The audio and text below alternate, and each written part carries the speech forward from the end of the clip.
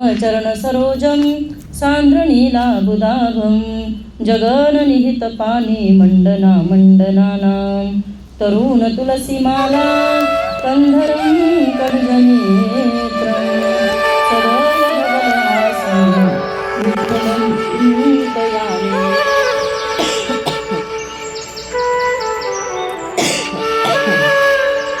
जयांचे केलिया स्मरण होय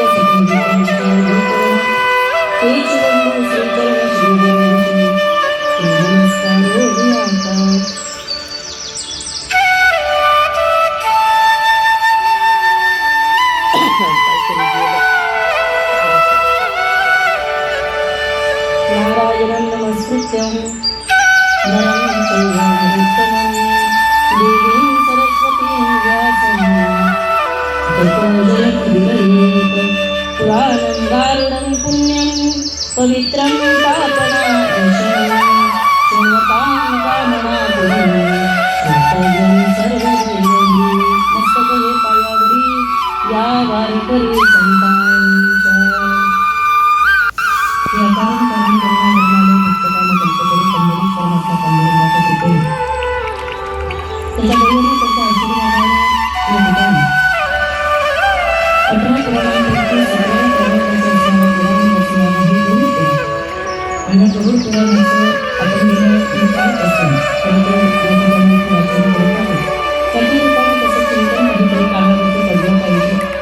जिवंत असणाऱ्या व्यक्तीला सद्गती आणि गेलेल्या व्यक्तीला याकरता तुम्ही आम्ही सर्वजण इथे उपस्थित आहोत। कैलासवासी श्रीमती सत्यवाई सीताराम भैरे 75 वर्षापर्यंतचा कालखंड ही माऊली त्यांच्यामध्ये राहिली आणि हा 4था दिवस त्यांना आपल्या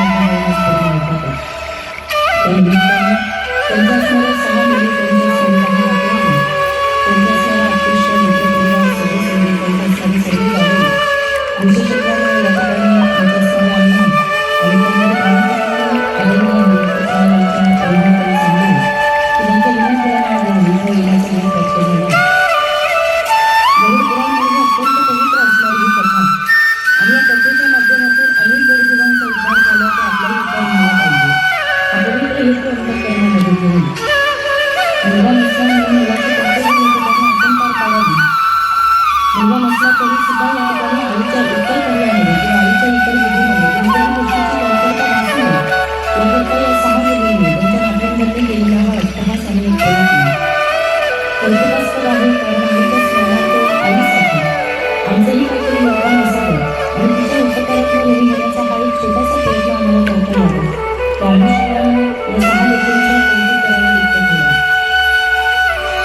आणि या ठिकाणी या 6 बंदी कधी एकत्र आल्या असतील नसतील मला माहीत नाही, पण आई गेल्यापासून मात्र तिथे एकमेकांना आधार देण्याचं काम मात्र या सगळ्यांनी करतात।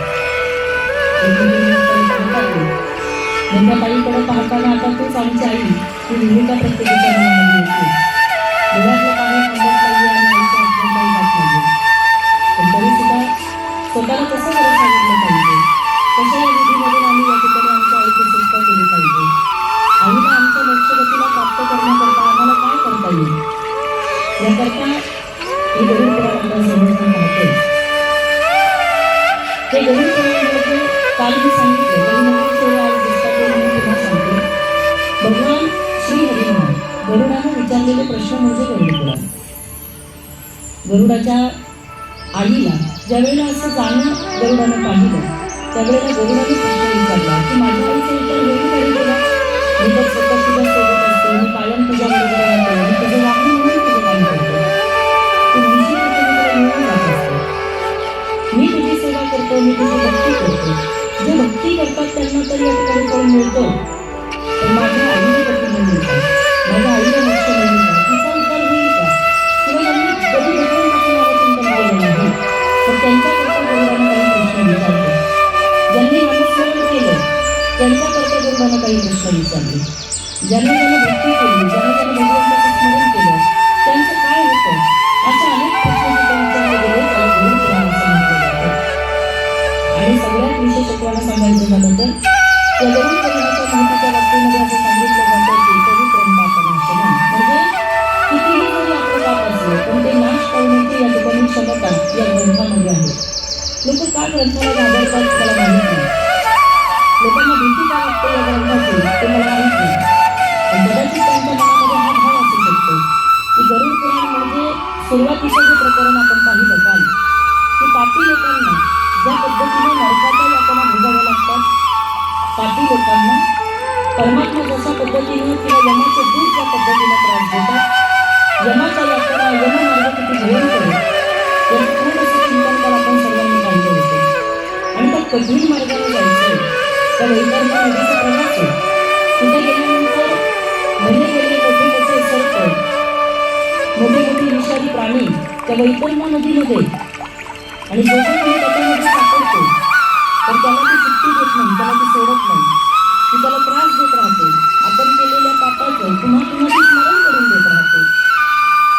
आणि मग कळतं आपल्याला की देवा मी देवांना का करावी, मतिमंद कर्म ही अबुद्धी, तुझं मी आठवली नाही कधी, तुला मी आठवलं नाही कधी कळतं ते त्या वेळेला कळतं. आणि मग ती जीव तिथलं सुटका करणे करता आक्रोश करत राहते. व्यक्ती निघून गेली म्हणून घरच्या आक्रोश करतात खाली, आणि तो तिकडे जाऊन आक्रोश करतो. त्याला तिथे गेल्यानंतर मग सगळ्यांचं स्मरण होतं.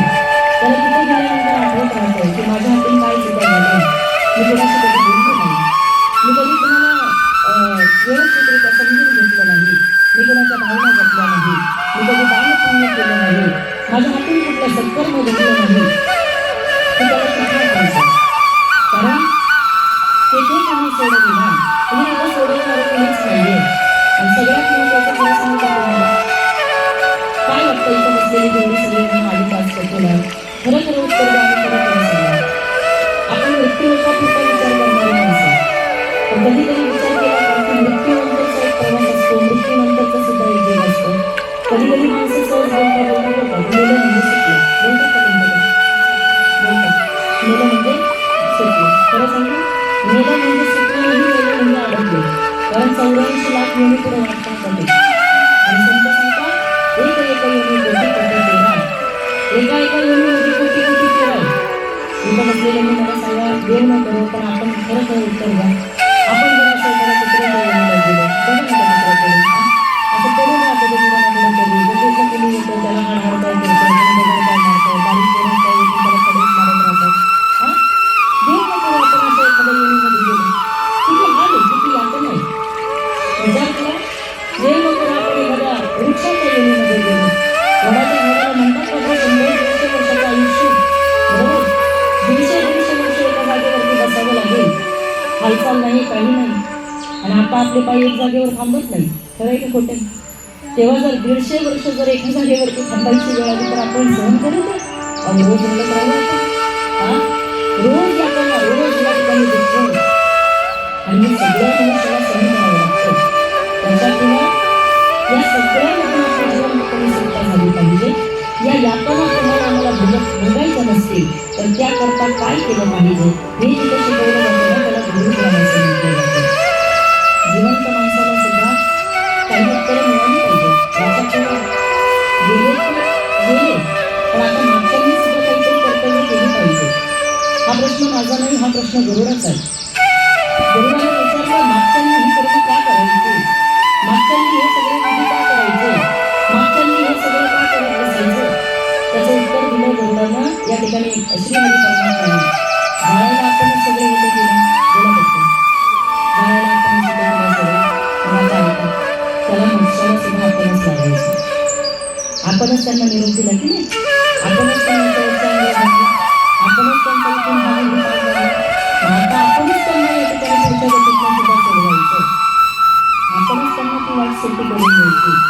आणि आपण सोपी करण्यापेक्षा सुद्धा म्हणून सोपी केली पाहिजे. आपण कुठे जरा म्हणतात आम्ही आहे की इथं बसलेले, तुमची वाट सोपी करून देण्याकरता, तुम्हाला मोक्षापर्यंत पोहोचवण्याकरता काळजी करू नका. आम्ही तुम्हाला तिथपर्यंत घेऊन जाऊ, सुद्धा तुम्ही आमच्या डोक्याला घेऊन चाललं पाहिजे. पुढे गेले त्यांचा शेतीचा मार्ग संत सांगतात, जे पुढे पुढे गेले त्यांचा मार्ग आपण शोधत आला पाहिजे आणि त्यांच्या मार्गावरती आपण पुढे पुढे जायला पाहिजे. त्यावेळेला आपल्याला योग्य मार्ग सापडत असतो. आता अजून बोलू तर पुढे म्हणजे बोलून सांगायचं, प्रवासाला निघाला ना, प्रवासाला शेजार जाऊन सगळं गप्पा नाही मारत बसायचं. आपल्या शेजारी असतं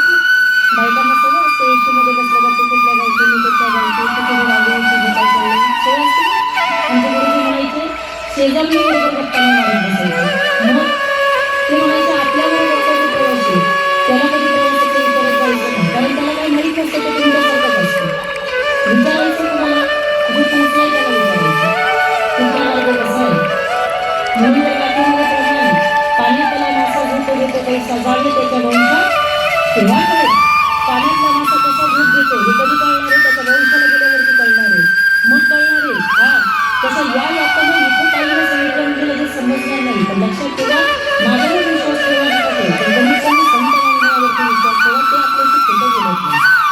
हा बाबा सांगेल, हा प्रत्येकाला आहे, तुमच्या माझ्यासकट प्रत्येकाला तिथून जायचं. म्हणून गुरुपुराण फक्त सावध करतं. आणि तसंही मला सांगा, संत सावध करतात केलं. हा संत आपल्याला काय सांगतात, स्मरण करा पंढरीनाथा, भागे चरणी ठेवा माथा, सुखवी व्यथा जन्माचा. संत आपल्याला सावध करतात की तुम्ही जागर राहिलं पाहिजे. किती ठिकाणी जागर राहायला सांगितलं, धन दारा पुत्र जन बंधू सोयरे पिशून सर्व मिथ्याही जाणून शरण हरिभागवासी. 7 ठिकाणी जागर राहायचं. किती ठिकाणी? 7 ठिकाणी. कोणती 7 ठिकाणी? ऐका आता.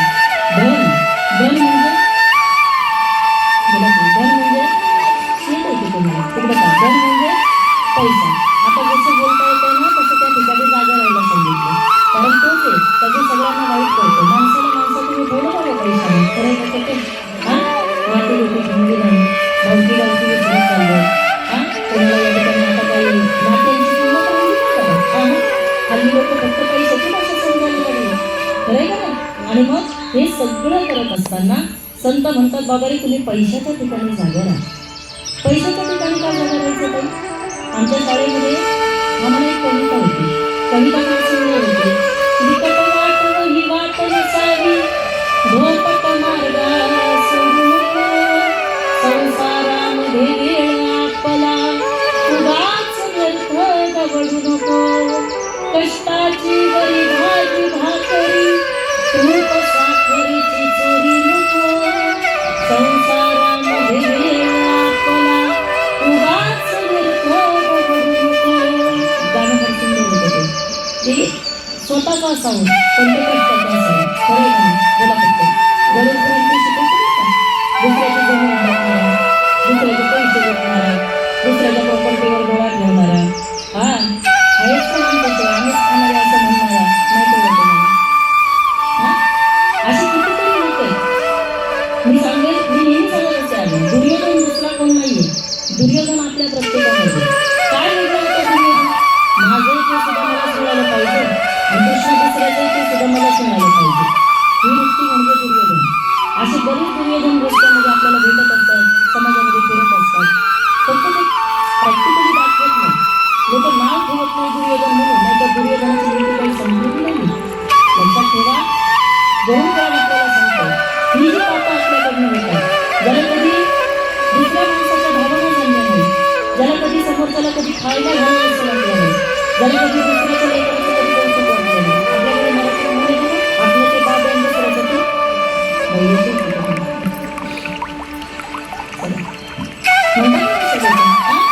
आपल्या तोंडाला तोंड म्हणायचं, दुसऱ्याच्या बाईला फुगाड म्हणायचं, कसं लोकांना जमतं? हा आपल्या बुटाला बूट म्हणायचं, दुसऱ्याच्या बुटाला बुटाड म्हणायचं, आपल्या गाडीला गाडी म्हणायचं, दुसऱ्याच्या गाडीला गाडमन म्हणायचं. हा लोक दुसऱ्याचं असलेलं नावं घेऊन बोलतात, स्वतःच असलं तर कौतुकाने टेंगाबरोबर सांगत राहतात. म्हणून आपल्याला इथं सावध केलं की लक्षात ठेवा, दुसऱ्याला नाव ठेवण्याचा, दुसऱ्याला आधी या ठिकाणी सांगण्याचा आपल्याला कोणताच अधिकार नाही. आणि अजून फक्त सांगितलं तुम्हाला, इथं प्रत्येक गोष्ट बोलली जाते. मी तुम्हाला कालच सांगितलं 13 कॅमेरे आपल्याबरोबर, किती 13 कॅमेरे, आणि आपण सुटणार नाहीये. कारण भगवंतांनी तर माझी प्रत्येकावरती कार्यक्रम केले, त्याला काही सांगायची गरज नाही, त्याला काही बोलून दाखवायची गरज नाही. अरे 60च्या पुढचं आयुष्य जे तुम्हाला मिळालं ना मागच्या बसलेल्या म्हाताऱ्या बायका वयस्कर, हा तुम्हाला सांगू का, फार सुंदर जगलात तुम्ही, फार छान जगलात तुम्ही, म्हणून देवाला तुम्हाला जगायला इथं ठेवलं.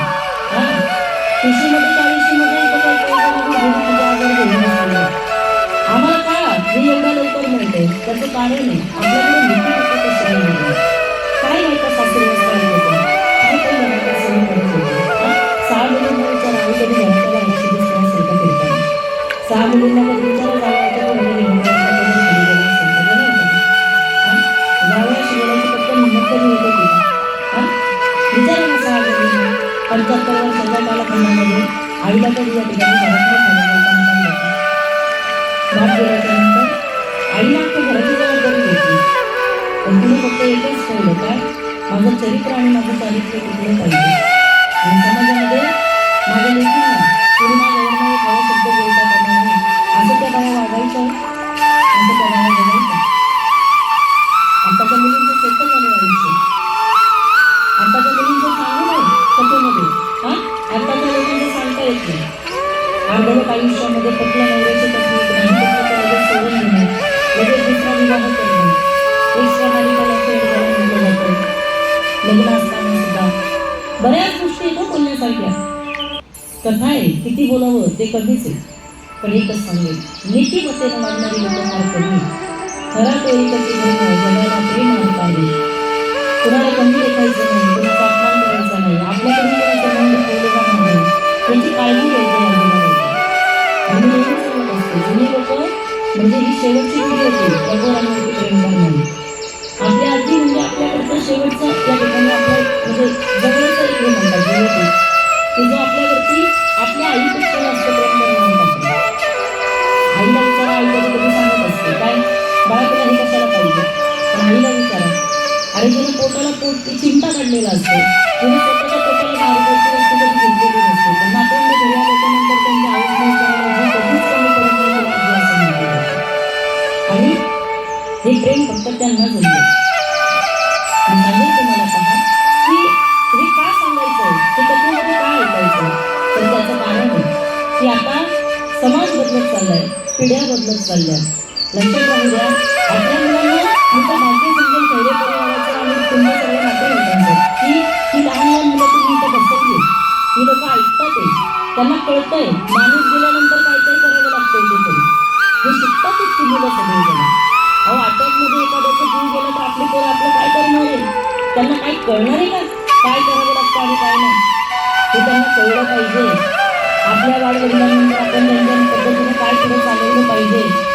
नुसता संपत्तीचा वारसा नाही टिकवलं पाहिजे पोरांनी. नुसता त्यांनी प्रॉपर्टीच्याच नावाने फक्त नाही, उलट गरुड पुराण आपल्याला असं सांगतं, माणूस गेल्यानंतर किंवा माणूस जर जात असेल, घरातली एखादी बाई एखादा पुरुष वृद्धापकाळाची अवस्था भोगत असेल तर त्या व्यक्तीकडून दानपुण्य करून घ्यायचं, त्या व्यक्तीकडून लोकांना खाऊ घालायचं, त्या व्यक्तीकडून जितकी जमेल तितकी सत्कर्म करत राहायची. जेवढं जमेल तेवढी चांगली कर्म तुम्ही त्यांच्या नावाने करत राहा. का उलट त्याच्यामध्ये प्रॉपर्टीची वाच्यता सुद्धा पोरांना करू नये असं गरुड पुराण सांगतं. त्याचे दोष लागतात की माणूस जाण्याच्या बेटावर आहे आणि तुम्ही त्याच्याकडून प्रॉपर्टीचा अधिकार मागताय. ती वासना जरी तुमची कुठपर्यंत गेली त्याचा प्रॉपर्टीपर्यंत, तरी सुद्धा त्याचं पातक तुम्हाला भोगावं लागतं. गरुड पुराण हे सांगतं आपल्याला. म्हणजे लक्षात राहू द्या, छोट्या छोट्या गोष्टी ज्या इथं बसल्याला शिका. हे बघा तुमचं इथे तुम्हाला मिळणार आहे. गाथा आपल्याशी कधी खोटं बोलत नाही. गाथेमध्ये प्रमाण आहे की बापाकडे जोडी लेकराच्या ओढी आपल्या करवंडी वाढवून एका एकी केल्यामुळे सिद्ध झाली. बाप गेल्यानंतर ती प्रॉपर्टी पोराला मिळणार आहे. हा नियम आहे, हा कानून आहे, हा कायदा आहे. त्याचा वेगळं सांगायची गरज नाही. पण जोपर्यंत बाप आहे, जोपर्यंत आई आहे, तोपर्यंत लेकराने लेकराची कर्तव्य पार काढली पाहिजे. तोपर्यंत नातवंडांनी नातवंडांची कर्तव्य पार काढली पाहिजे. लक्षात ठेवा, इथे बसलेले प्रत्येक जण एक एक एक साखळी समिती गरुड पुराणामध्ये आहे. एक एक एक साखळी म्हणजे आजीला नातवाचं जरी कोण पाहिलं तरी सुद्धा तिला यमलोकात जाण्याकरता सोपा मार्ग सांगितला. तिचा तो उद्धार आहे जेव्हा ती नातवंडांची तोंड पाहते. हे माहीत नसेल कदाचित तुम्हाला, हे गरुड पुराण आपल्याला सांगतं. कितीतरी लोक आहेत ज्यांना नातवंडांची तोंड बघायला नाही मिळाली, अडकून गेले ती व्यक्ती. आणि मी म्हणेल की खरंच सतीबाईचं ते भाग्य की त्यांनी ती नातवंड पाहिली, त्यांनी तो परिवार पाहिला, त्यांनी आपल्या मुलींची लग्न पाहिली. आपल्या 3 पिढ्या जी बाई पाहून जाते तिचा उद्धार हा निश्चित आहे असं गरुड पुराण सांगतं. आपल्या पतवंडांना जी बाई पाहते तिला वैकुंठाचं भाग निश्चित आहे हे गरुड पुराण म्हणतं. हे लक्षात ठेवा. आणि जर नातवंड पतवंड पाहिजे तर आयुष्य जास्त पाहिजे. आणि आयुष्य जास्त पाहिजे ना, नीतिमत्ता चांगली पाहिजे. सोपं लॉजिक आहे. कळलं का तुम्हाला? जास्त आयुष्य कोणाला मिळणार आहे त्या गोष्टींमध्ये समाधान ठेवते त्याला मिळणार. एखाद्याला किती आपण त्याचं समाधानच नसेल तर काय? तुम्ही इथं बसलेल्या आजीला विचारा कधीतरी, जेवढं मागं बसलेलं त्यांना तुम्ही किती चांगली चांगली भजी करून खाल्ली, त्यांची कधीच किंमत जात नाही. जातात का? खरं बोला. उलट ते काय पोरांचं राज्य आहे, खाऊ दे त्यांना म्हणतात का नाही? त्यांना नाहीच इच्छा, त्यांचं सगळं भरपूर झालंय, त्यांचं संपलं सगळं, त्यांना आता काही नाहीये. ते गॉड आयुष्य मुलीला जगतात. आता त्यांची वेळ नाहीये, आता आपली वेळ आहे. पण आपल्या चुका आपल्याला कळल्या पाहिजे. तुमच्याकरता गरजूचं आयुष्य नाही करायचं. चांगलं आयुष्य पाहिजे असेल, चांगला उद्धार करून घ्यायचा असेल तर चांगलं जगता आलं पाहिजे. बरं मला सांगा, फळं चांगली का वडापाव चांगला? फळं चांगली. ठीक आहे. कोणते फळं खाता हात वर करा. वडापाव कोण कोण खाता? प्रामाणिकपणे हात वर करा. फळं खाणं चांगलं की वडापाव? वडापाव खातात का नाही घरातले सगळे? हात वर कधीच फळं चांगली की वडापाव तुम्हाला विचारलं तर तुम्ही निश्चित म्हणणारे फळं चांगली, पण लोक वडापाव खातात. वडापाव खातात बरोबर. ब्रह्माला सगळं वडापाव खाल्ला का लोक आजारी पडतात. आजारी पडलं का मग दवाखान्यामध्ये जातात. दवाखान्यामध्ये गेलं का पुन्हा नातेवाईक भेटायला येतात. नातेवाईक भेटायला आले का येताना काय घेऊन येतात? फळं घेऊन येतात बरोबर आहे. बरं ठीक आहे. ते नातेवाईक परत पेशंटला फळं देतात आणि पुन्हा खाली आले तर खाली आल्यानंतर दवाखान्याच्या खाली ते काय खातात? शेवटी अनुभवाची गोष्ट लक्षात राहायचं. आपल्या प्रत्येकाला माहिती आहे काय, आपल्याला सगळं कळतंय चांगलं काय वाईट काय, पण आपली वृत्ती मात्र वाईटाच्या ठिकाणी पहिली जाते, चांगल्याच्या ठिकाणी पटकन जात नाही. चांगल्याच्या ठिकाणी आपली वृत्ती गेली पाहिजे, चांगल्याच्या ठिकाणी आपलं या ठिकाणी मन जोडलं गेलं पाहिजे आणि तुमच्या आमच्या प्रत्येकाच्या आयुष्यामध्ये तुमच्या आमच्या प्रत्येकाचा उद्धार झाला पाहिजे. याच्याकरता हा मार्ग आपल्याला शोधायचा. चला, काल आपण पाहिलं की आपण या ठिकाणी पापी जी 16 नगर आहे त्या 16 नगरामधून जात असतो आणि मग त्या 16 नगराचं वर्णन आपल्याला आज करायचं. अगदी थोडक्यामध्ये फक्त वाचून दाखवणार आहे. त्यामध्ये पहिलं नगर आहे त्याला सौम्य नावाचं नगर म्हटलं जातं.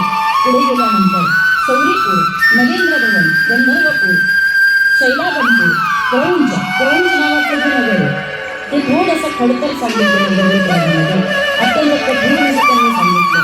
त्याच्याकडे क्रूरपूर, विचित्र भवन, दुःख देणारं बवाळपतपूर, त्यानंतर नानाब्रह्मपूर, सुतप्त भवन, रौद्रपूर, पयोवर्षण, शिलाढ्यपूर, बहिरुतीपूर आणि धर्मभवन अशी या ठिकाणी 16 नगरं सांगितली. आणि त्या 16 नगरांमधून आपल्याला शेवटची भेटते तिला यमपुरी म्हणतात. काय म्हणतात? यमपुरी. आता लक्षात घ्या, पापी लोकांना या सगळ्यामधून प्रवास करावा लागतो. मग त्याच्यामध्ये पहिलं सौम्यपूर येतं. पुढे गेल्यानंतर अशी काही नगरं त्यांनी सांगितली तर जिथे इतक्या यातना दिल्या जातात. खेड्यांसारखे असे काट्याचे रस्ते असतात, त्या खेड्यांवरून चालावं लागतं. तांब्याची अशी कप्त झालेले पत्रे असतात, त्या पत्र्यावरून चालावं लागतं. वाळवंटासारखं रखरखीत असणारं या ठिकाणी नगर लागतं, त्याच्यातून चालावं लागतं. आणि इथं लक्षात घ्या, तेव्हा पाण्याचा एक थेंब मिळत नसतो, खाण्याकरता अन्न मिळत नसतं. नातेवाईकांचा एक मध्ये पॉईंट आलाय तुम्हाला सांगायचं. 10 दिवसामध्ये नातेवाईक आपल्याकडे जेवण घेऊन येतात. ती प्रथा आहे तुमच्याकडे आहे ना. संध्याकाळच्या वेळेला नातेवाईक आपल्याकडे जेवण घेऊन येत असतात. तुम्हाला कधी त्यातलं कळालं असेल नसेल मला माहीत नाही, पण आज मी तुम्हाला सांगतो ते जेवण का आणलं जातं याच्याकडे तुम्ही विचार केला नाही केला ना.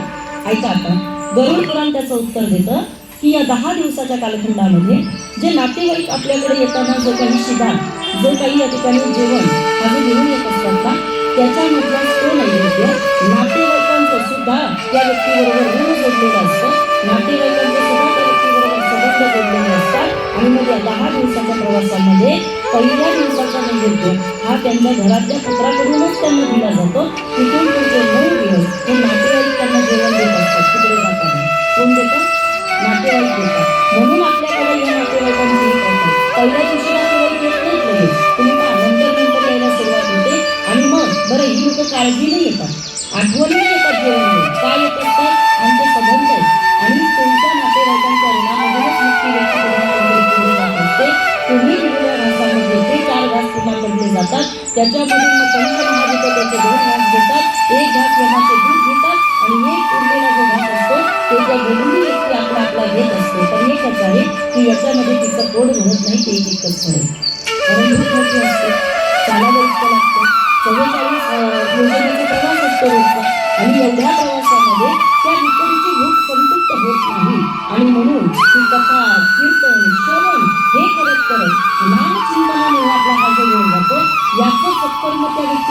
राहतं आणि तो प्रवास सुखकर होण्याकरता त्या व्यक्तीला तो आनंद देत राहतो.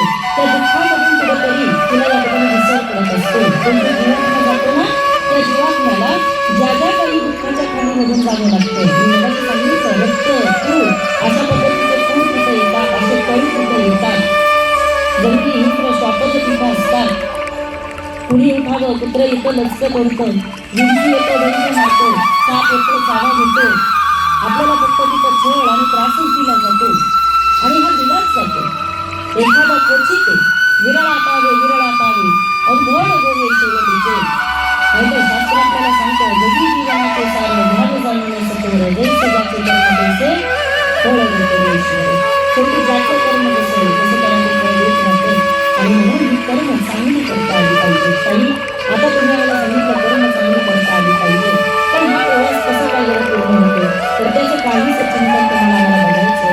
तर आता या प्रवासामध्ये एका गरुडाने विचारलं होतं की भगवंता, यमाचा मार्ग हा दुःख देणार आहे, यमाचा मार्ग हा कठीण आहे, पण या यममार्गाचं नेमकं वर्णन करीत आहे.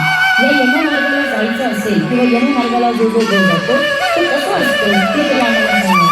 श्री हरीने उत्तर दिलं आणि सांगितलं, गरुडा सुंदर प्रश्न विचारला. आपल्याकडे म्हटलं जातं बघा, ज्या गावाला जायचं आहे तिथला रस्ता विचारायचा नाही, बरोबर आहे ना? पण आपल्या प्रत्येकाला ज्या गावाला जायचं नाही कळत नाही.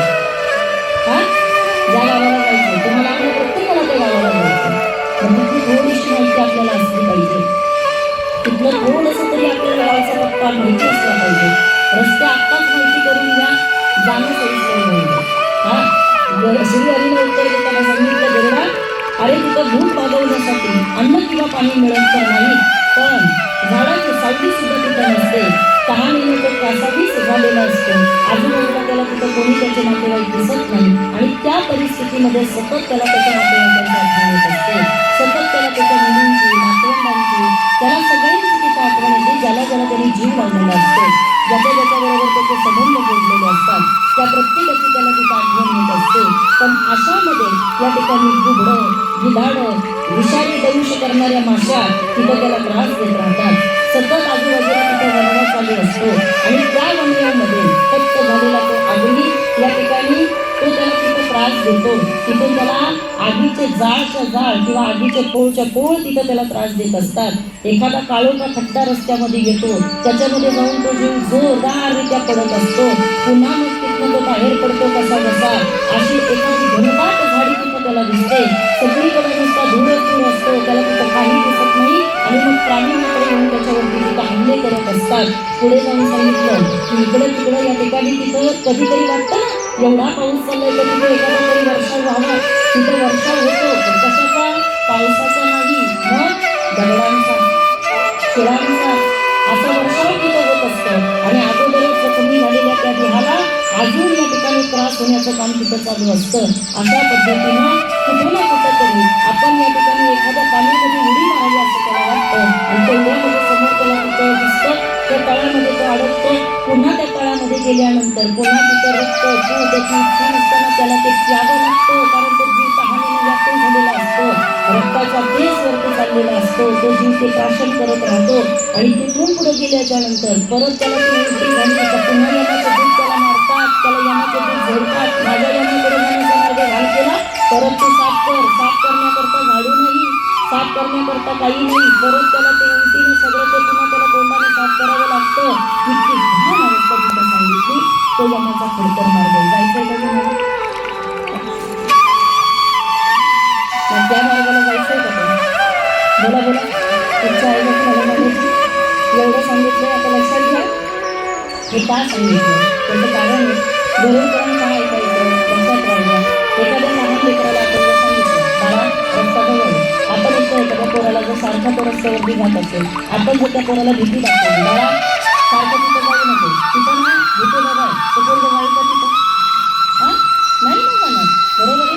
तो तिथं जायचं जरी प्रयत्न केला त्याला आठवणार आहे म्हणजे तिथं जायला भीती बघायचं, परत मागं येत असतो. म्हणजे याचा अर्थ काय, तो भीड मार्ग तुम्हालाच मिळतो, बरोबर की नाही. आणि जर भीती नाही दाखवली तर मग मात्र पोरगं रस्त्यावर जाणार आहे. तसं तुम्हाला आम्हाला सुद्धा भीती नाही दाखवली तर आपण मात्र चुकीची कर्म करणार आहे. आपल्याला जर भीती नाही दाखवली आपण सुद्धा या ठिकाणी आता इथं मजा करू, आपण आता इथं मस्ती करू, आपण आता इथं पाहिजे ते करू,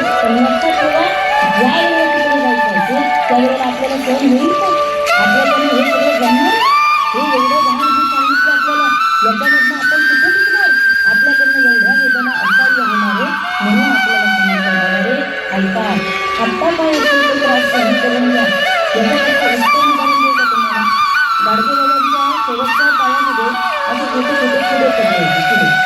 आणि गाडगे बाबांनी लोक म्हणायची गाडगे बाबा तुम्ही जाऊन खाण्यामध्ये जा, गाडगे बाबा तुम्ही जाऊन तुमच्या स्वतःला बरं करा.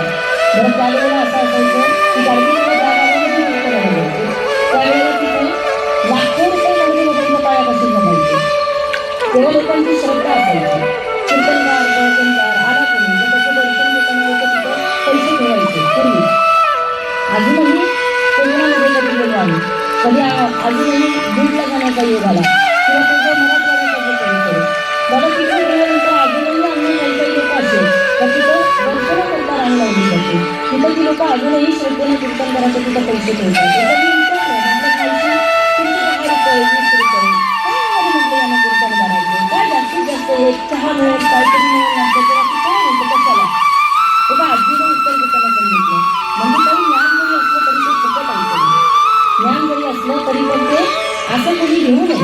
कारण का ते पण आमच्या कष्टाचं ते पण आम्ही घेतोय. आज गुरुजीच्या कधी बसतात आज डोळ्याने दिसत नाहीये कानाला नीट ऐकून येत नाही तरी सुद्धा इथं थांबलात तुम्ही काठी टेकत टेकत इथपर्यंत आलात. हे तुमचे कष्ट आहेत आणि जे कष्टानं मिळाले ते वाया जाते आणि हे तुम्ही इथं घेताय ना याचा एकही शब्द वाया जाणार नाही. लक्षात राहिलं इथं बसलेल्या आयुष्यामध्ये तुमचं काही तुमच्या सोबत येत नाही पण आत्ता जे शब्द आपल्या कानावरती पडतो आणि याच्यानंतर जर एक जरी बदल आपल्यामध्ये होतोय याच्यानंतर जर आपण आपल्या माणसासारखं वागायला लागलो ना तर ती माणुसकी मात्र कायम स्वरूपी आणि ती माणुसकी शिकवायचं काम माणसाने संप्रदायाचं करतो. बाकी दुसरं काही नाही. आम्ही तुम्हाला भीती दाखवतो आम्ही तुम्हाला घाबरतो पण आम्ही तुम्हाला काय घाबरतो याच्या मागचं एकच कारण आहे गोड बोलणारा गुरु नसावा. गोड बोलणारा गुरु नसावा. का बरं? कारण जर तो गोड बोलत असेल मी समजून जायचं त्याने फक्त शिष्य वाढवायचं. गुरु कधीच गोड बोलत नाही. कारण रोज जायला तुझं साखर जरी म्हणलं काय झाला ज्ञानोबा सांगतात बाबाने हरिनामाचा दिवस साखर जर आमचं या ठिकाणी आजारपण जात असेल मग ठीक आहे आम्ही कडुलिंबाला हात लावू नये पण काहीतरी महाभयंकर आजार असतील तर तिथं कडुलिंबासारख्या औषधालाच सामोरं जावं लागतं. तिथं तुमची साखर काम करत नाही. काही काही असतात ना नास्तिक समाजामध्ये किती सांगू तरी नाही तर ती बघतीचे गुरु सुंदरीचे रडतीनं ही भाषा तुकोबारांची अधिकारी आहेत तुकोबा म्हणतात आणि यांना किती वेळा सांगितलं तरी ते आमचं ऐकत नाही किती वेळा सांगितलं तरी ते सुधरत नाही. बरं पुढची व्यक्ती पत्नीने हे त्यांना का बरं करत नाही पुढचा मार्ग पत्नीने हे त्यांना का बरं समजत नाही. माणूस सतत सतत एकच कशी काय करू शकतो. माणूस सातत्याने या ठिकाणी माणसं अशी कशी काय करू शकतात. तुझं मी आठवण दिले नाही कधी देवा अरे किती मोठा अपराध आहे देवा आम्ही तुझं चिंतन करत नाही आम्ही तुला आठवत नाही आम्ही तुझं स्मरण करत नाही.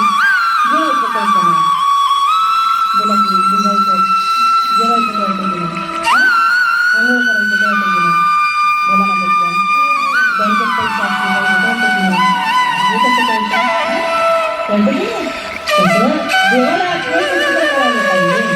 त्याच्याकरता काहीच गरज असं नाही हां त्याच्याकरता आपण आपल्या या ठिकाणी परमात्म्याला आठवलं पाहिजे. एक सांगितलं तुम्हाला आठवण मला माहीत नाही पण आज मला त्याच्यातून काही मुद्दे तुमच्या समोर मांडायचे अति महत्त्वाचं मुद्दे थोडं मी कष्टल्या गाडगे बाबांच्या पायामध्ये शेवटी असे किडे पडले आणि किडे पडल्यानंतर लोक म्हणायचे गाडगे बाबा लाखो रुपये पायापासून जमतात तुम्ही पैशाला हात लावत नाही त्याचं मागचं कारण काय. गाडगे बाबा म्हणायचे नको मला पैसा कसं मला पैसा पाहिजे नाही म्हटलं मला पैशाची काही गरज नाही. अहो पण तुमचा इलाज तरी तुम्ही करा. गाडगे बाबांचं आयुष्य माहिती का सांगू सांगू का हां सांगू लहान होते गाडगे बाबा इतकं या कोणाच्या वयाचे असते आणि या कोणाच्या वयाचे घरामध्ये गरिबी आणि गरिबी म्हणजे की बाप होता तो मात्र गाडी करून आता तुम्ही मरून गेला. आई होती ती दुसऱ्याकडे कामाला जायची. गाडगे बाबांना तिथं भेट नव्हतं आणि एक दिवशी पुरणपोळीचा स्वयंपाक आई तिथं कामाला जायची त्या मारवाड्याला तिथं बनवून गेला. पुरणपोळीचा स्वयंपाक तिथं बनवला. आता लहानचं लेकरू येऊ त्याला काय करणार पुरणपोळी म्हटल्यानंतर त्याच्या डोळ्यात तोंडाला पाणी सुटेल त्याचे डोळे तिथे लक्ष देतील. आपल्या लेकरू दुसरं किती खायला घाला तरी ते दुसऱ्याचं का आता बोला पटकन खरेला खोटे हां किती त्याला घरात असू द्या आपण त्याला शेजारचं ते 4 महिने सुद्धा इथलं तरी ते लगेच कळत शकतं. म्हणजे याचा अर्थ काय मन समाधानी आहे.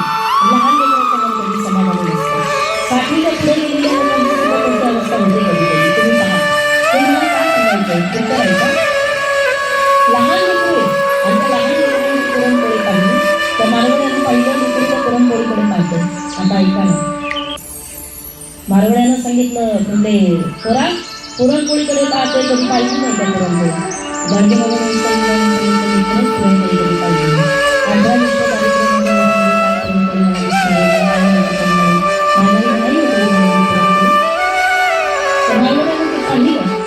आणि पोराच्या मनामध्ये विचार आली पोराला असं वाटलं कदाचित आता मला एवढं विचारतोय म्हणजे एवढी देईल तुम्हाला काय वाटतं एवढी देईल की नाही पोराला कसं वाटलं काका वाटताना मारवाडी काका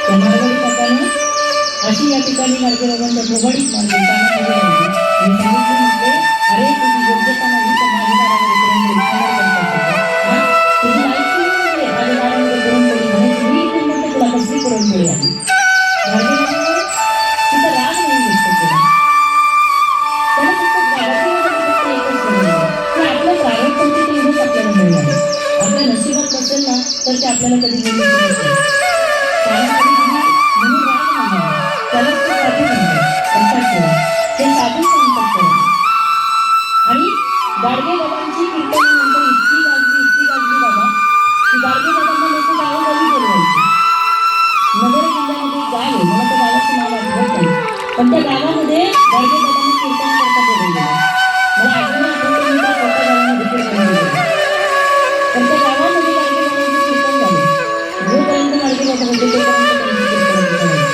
पण एकदा एक माणूस गेला त्या गाडगे बाबांना त्याला कोण नव्हते समोर भेटून तालुक्याला लागायची त्या सावकारानं सांगितलं म्हणले गाडगे बाबा तुम्ही आमच्या गावी यावं अशी आमची इच्छा तुम्ही आमच्या गावी येऊन कीर्तन करावं अशी आमची इच्छा गाडगे बाबा म्हणते काही हरकत नाही येतो म्हणते तुमची बिदागी काय म्हणल्यानंतर गाडगे बाबांनी उत्तर दिलं आणि सांगितलं म्हटलं माझी बिदागी काही नाही पण तू त्या दिवशी तुझ्याकडे पैसा आहे ना तो म्हणजे पैसा भरतो तुम्ही सांगा म्हणते किती पैसे पाहिजे एवढे पैसे देतो गाडगे बाबा म्हणते मला पैसे देऊ नको फक्त गावाला पुरणपोळीचं जेवण खायला काय तर गावाला पुरणपोळीचं जेवण खायला आता ऐका सावकाराने विचार केला काय अवघड काम सांगितलं आपण गाडगे बाबांना पैसे देणारच होतो त्यापेक्षा आपण आता गावाला जर पुरणपोळी खायला घातली तर गावही खुश होणार मिष्टांना मिळतं खायला गावही आपलं कौतुक करेल चला म्हणते आपण जाऊया आणि सगळ्या गावाला मिष्टांना म्हणून या ठिकाणी त्यांनी पुरणपोळीचा स्वयंपाक केला गाडगे बाबांचं कीर्तन झालं आणि कीर्तन झाल्यानंतर पुरणपोळीचा स्वयंपाक सगळ्यांना वाटला आणि त्यावेळेला तो पळत तो सावकार तिथे गाडगे बाबांपाशी गेला गाडगे बाबा चला म्हणते पटकन अहो पुरणपोळीचा स्वयंपाक सगळ्या गावाने खाल्ला तुमचं कीर्तन इतकं सुंदर मला तुम्हाला म्हटलं तुमच्याकरता एवढा मोठा देश आपला म्हणते चला अहो पुरणपोळीचा सुंदर स्वयंपाक उत्तर ऐकायचं नसतं या पुस्तकानं गाडगे बाबांना उत्तर दिलं आणि सांगितलं म्हणजे पुरणपोळी खाण्याची आवड लहानपणी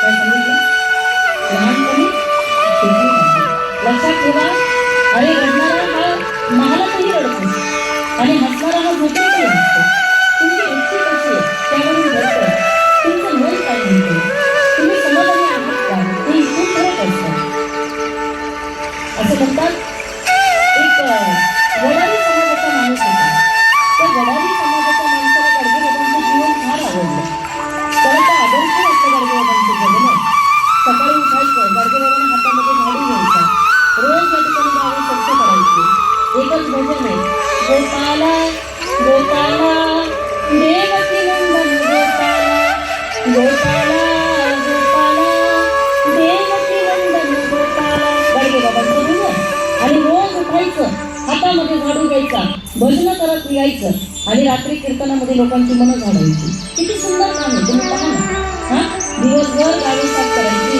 रात्री लोकांची मनं साफ करायची लाखो रुपये येऊन पडायचे त्या वडारी समाजाच्या त्या कवीनं गाडगे बाबांवरती कविता केली तो कवी असं सांगतोय की माझ्याकडे बजी सारखा संत नाही रे कुणी जाणायची त्यामुळे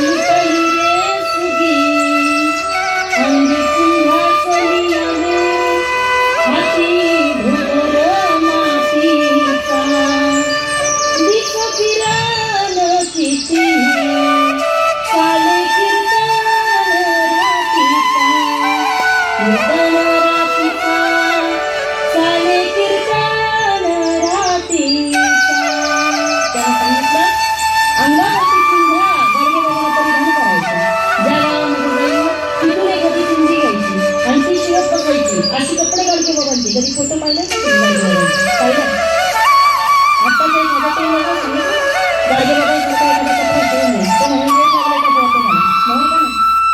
अहो ते काय एका गावचं कापड होतं का बाबा?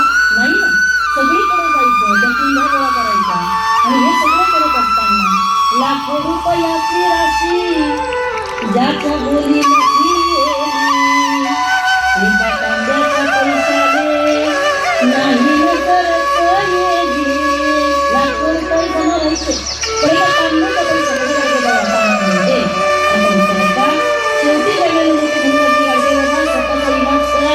कमीत कमी तुमचा इलाजा पुरते पैसे तरी लोकांकडनं घ्या, बाकीचं सगळं जाऊ दे. त्यावेळेला अरे त्या पुढ्यांनी मला काय केलं, अरे कसं या देहाचं काय होणार आहे, याला जाळलं तर याची राख होते, मातीमध्ये गाडलं याला किड्या म्हणजे खातात, रस्त्यावर टाकलं कुत्री म्हणजे व्यक्ती तोडतात, या देहाचं काय सार्थक होणार आहे. पण कमीत कमी पिढ्यांना राहण्यासाठी या देहाच्या बाजूने हे तुम्ही पहा म्हणायचं त्यावेळी याचं काय होणार आहे, याचं काहीच होत नाही.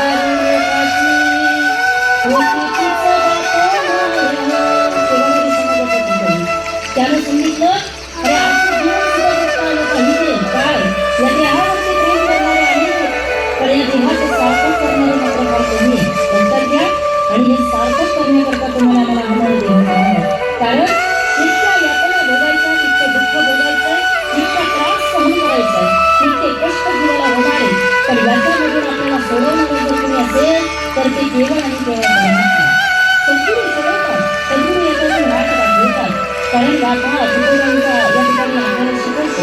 ज्ञानोबा यांनी आपल्याला सांगितलं की बाबा रे आत्मष्ट सजन सखे ही सगळी जण फक्त काही वेळापुरती सोबत ये. म्हणजेच काय माता पिता बंधू भगिनी कोणी नकोवती निर्माण इष्ट मित्र सजन सखे हे तो सुखाची मांडणी एकलाने दुःख भोगी कुंभपाक जाचनी. हे कुंभपाक नावाचं नगर आहे. कुंभपाक जिथं सगळी किडे असतात, जिथं फक्त कीटक पाहायला मिळतात आणि त्या नगरामध्ये आपल्याला जावं लागतं. तिथे कोणी सोडविना एका सद्गुरु वाचोनी. तिथं आपल्याला सद्गुरु शिवाय कोणी सोडवत नाही. गुरु विन कोण बतावे घाट बडा बिकट यम घाट. यमाचा घाट अत्यंत कठीण आहे आणि गुरु सोडवण्याचं काम करतात. गरुड सोडून सोडवते आणि बरं सांगू का एकाच परिवारे कोणती बहुतांची होते. मला सांगा गाय दूध देते कोणा करता माणसाला करतात. बरोबर आहे का चुकी बोला की करतो. गाय दूध देते कोणाला वासराला. बरोबर ना जोरात बोला कोणाला वासराला. आणि आपण वासराला खाऊन घेतो वासराला घेऊन देतो. चला ऐका एकाच्या कैवारे गाय जरी दूध वासरा करता देत असली तरी सुद्धा सगळ्यांना त्याचा उपयोग दिला. तसं कैवारे एकाच कैवारे म्हणून मी बहुतांची कोणी गरुडाच्या आईचा फक्त मोक्षाचा मार्ग विचारला पण आज आपल्याही आईचा उद्धार त्याच्यामधून पाहिजे. आज इथं असलेल्या प्रत्येक आईचा मोक्ष तिला मिळतोय, प्रत्येक आईचा उद्धार तिथं होतोय. आणि लक्षात ठेवा इथं फक्त गेलेल्या जीवाला येतं मिळतं असं नाहीये. जे सेवन करतात त्या प्रत्येकाला सुद्धा मोक्ष मिळतोय. आपण आता अधिकारी राहिलो नाही त्या वैतरणा नदीचे, आता आपण अधिकारी राहिलो नाही कशाचे यमदूतांच्या कापकाच्या फटक्यांचे. आपण सुटलो आता त्याच्यातून. आभार माना कोणाचे माझे नाही गरुड पुराणाचे. आभार माना त्या परमात्म्याचे की देवा बरं झालं तर निमित्तानं आम्हाला इथे बसवलं. आभार माना त्या आयुष्यकांचे तर त्यांनी हे कथा करायचं त्यांच्या डोक्यात आलं. आभार माना त्या सहा मुलींचे की ताई तुमच्या या सहा मुलींमुळे तुमच्या आईमुळे आज आमचा सुद्धा विचाराचा मार्ग आम्हाला सापडला. माहीत नाही आम्हाला आमची गती काय असणार आहे पण आज ताई सांगते म्हणजे आम्हाला कळतंय की मरण नसतं कठीण नाही. आणि खरं सांगू का मृत्यू येण्यापूर्वी सुद्धा काही लक्षणं आपल्याला सांगितली. ज्ञानोबांनी सांगितलं मृत्यू येणार असेल तर माणसाला कळतो. सांगू का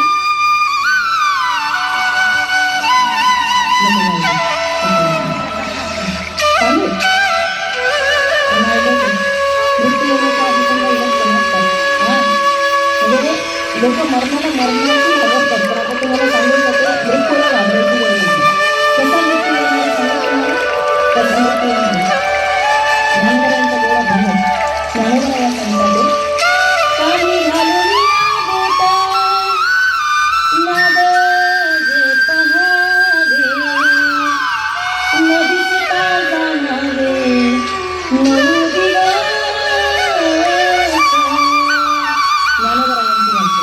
ज्ञानोबरा या सांगतात दोन्ही कानांमध्ये अशी बोटं घालायची. आपण काय करायची, दोन्ही कानामध्ये बोटं घालायची. शिट्टी वाजल्यासारखा एक आवाज ऐकायला येतो.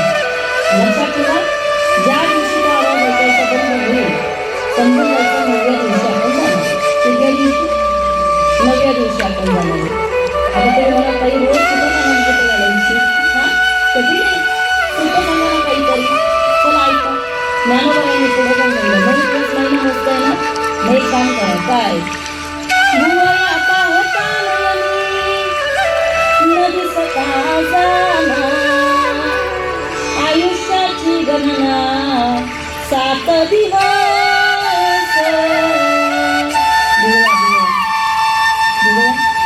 डोळ्यानं रोज भुवया बघत राहायचं. भुवया दिसतात की नाही आपल्याला, दिसतात की नाही, रोज भुवया बघत राहायचं. हा रोज भुवया पाहायच्या. ज्या दिवशी भुवया दिसायच्या बंद समजायचं 7व्या दिवशी आपण मरणार. तुम्ही म्हणाल ताई घरामध्ये सकाळच्या गडबडीमध्ये डोळ्या पाहिल्या सुद्धा वेळ नाही. अजून सोपं सांगा. चला ज्ञानोबांना विचारूया. ज्ञानोबरायांनी अजून दिवस कमी करून दिले. ज्ञानोबराय म्हणले काळजी करू नका, भुगावमध्ये एवढ्या लांबून लांबून लोक येतात ते त्यांना सोपं सांगूया आपण. ज्ञानोबरायांनी अजून सोपं सांगितलं. माऊली सांगतात की डोळे घालून या बोट चक्र जे पहावे नदी सका जाणारे 5 दिवस. डोळे डोळे आपण बंद करायचे आणि त्याच्यामध्ये अशी बोटं घालायची. बोटं घालायची म्हणजे आतमध्ये नाही, आता डोळे एवढे घेऊन घालायचे. हा विशाल काहीतरी करून हा डोळे बंद करायचे आणि असं जोरामध्ये दाबून ठेवायचं. एक निळ्या रंगाचं चित्र काही डोळ्यासमोर दिसतं. ज्या दिवशी ते चक्र दिसायचं बंद होईल, लक्षात राहू द्या. एक असं कलरफुल चित्र, असं एक चक्र आपल्या डोळ्यासमोर दिसतं. चक्र दिसायचं बंद झालं समजायचं 5व्या दिवशी जगाचा निरोप घेतोय आपण. कितव्या दिवशी, 5व्या दिवशी. ते म्हणाल काही आता जरा भीतीच वाटायला लागली है ना. 5व्या दिवशी आता बघायचं कधी हे सगळं. संतांना पण माहिती आहे मरण कधी येणार आहे, आपल्याला माहीत पण नाहीये. चक्र बघायला वेळ नाही, कानात बोटे घालायला वेळ नाही, डोळ्या खायला वेळ नाही. हा सोपं जाऊया. त्याला सोपं ऐकायचं का. ज्ञानोबरायांनी सांगितलं एक करा. काय ना सागरीचे अग्र नदी सता नयनी त्याची दिली म्हणा रामकृष्ण. नाकापासून आपल्याकडे म्हणतात ना तिला लई नाकापासून देवराज तुमच्याकडे म्हणतात की नाही. नाकाचा केला काय नाकापासून त्याला कितकं महत्व दिलं. नाकापासून रात बघण्यापेक्षा शेंडा रोज दिसतो का ते म्हणून का, कारण तो शेंडा ज्या दिवशी दिसायचा बंद होणार आहे त्याची दिली म्हणा रामकृष्ण. ज्ञानोबराया सांगतात ज्ञानदेव म्हणे साधे जे लक्षण आपले मरण बोलत साधे. तुम्ही तुमचं मरण ओळखू शकता पण त्याच्याकरता तुम्हाला हे करावं लागेल. आणि लक्षात ठेवा तो दिवस येईल पैसा नाही ग्रहाचा घर होता कोणता दिवस शेवटचा या नाही. सोपं सांगितलं डोळ्याचं चक्र पाहू नका. सोपं सांगते डोळ्यावरचं भोळा पाहत बसू नका. सोपं सांगते नाकावरचं चंद्र सुद्धा पाहू नका. उद्या समोर असं समजा आणि आज जगून उद्या समोर असं म्हणायचं. रोजच्या दिवसाला शेवटचा दिवस म्हणायचं. जगून घ्यायचं, आनंदी राहायचं, सत्कर्म करत राहायची, पुण्य कमवत राहायचं. हा तिथे एक शिदरी आपली आपण तयार करत राहायचं. आणि म्हणून सोपं सांगितलं प्रवासामध्ये जड जागा असेल तर प्रवास कधी लागतो. खरं का लोकांना माझी सवय असते जास्त घेऊन जायची, जास्त घेऊन जायची पण त्यांनी प्रवास कधी नाही. म्हणून जितकं ओझं कमी तेवढा प्रवास चांगला. बरोबर आहे. म्हणून संसारामध्ये सुद्धा जितकं ओझं कमी तितका प्रवास चांगला. जास्त गुंतून नाही राहायचं. बॅगा छोटे ठेवायचे, गर्दी करू नका. कपडे थोडी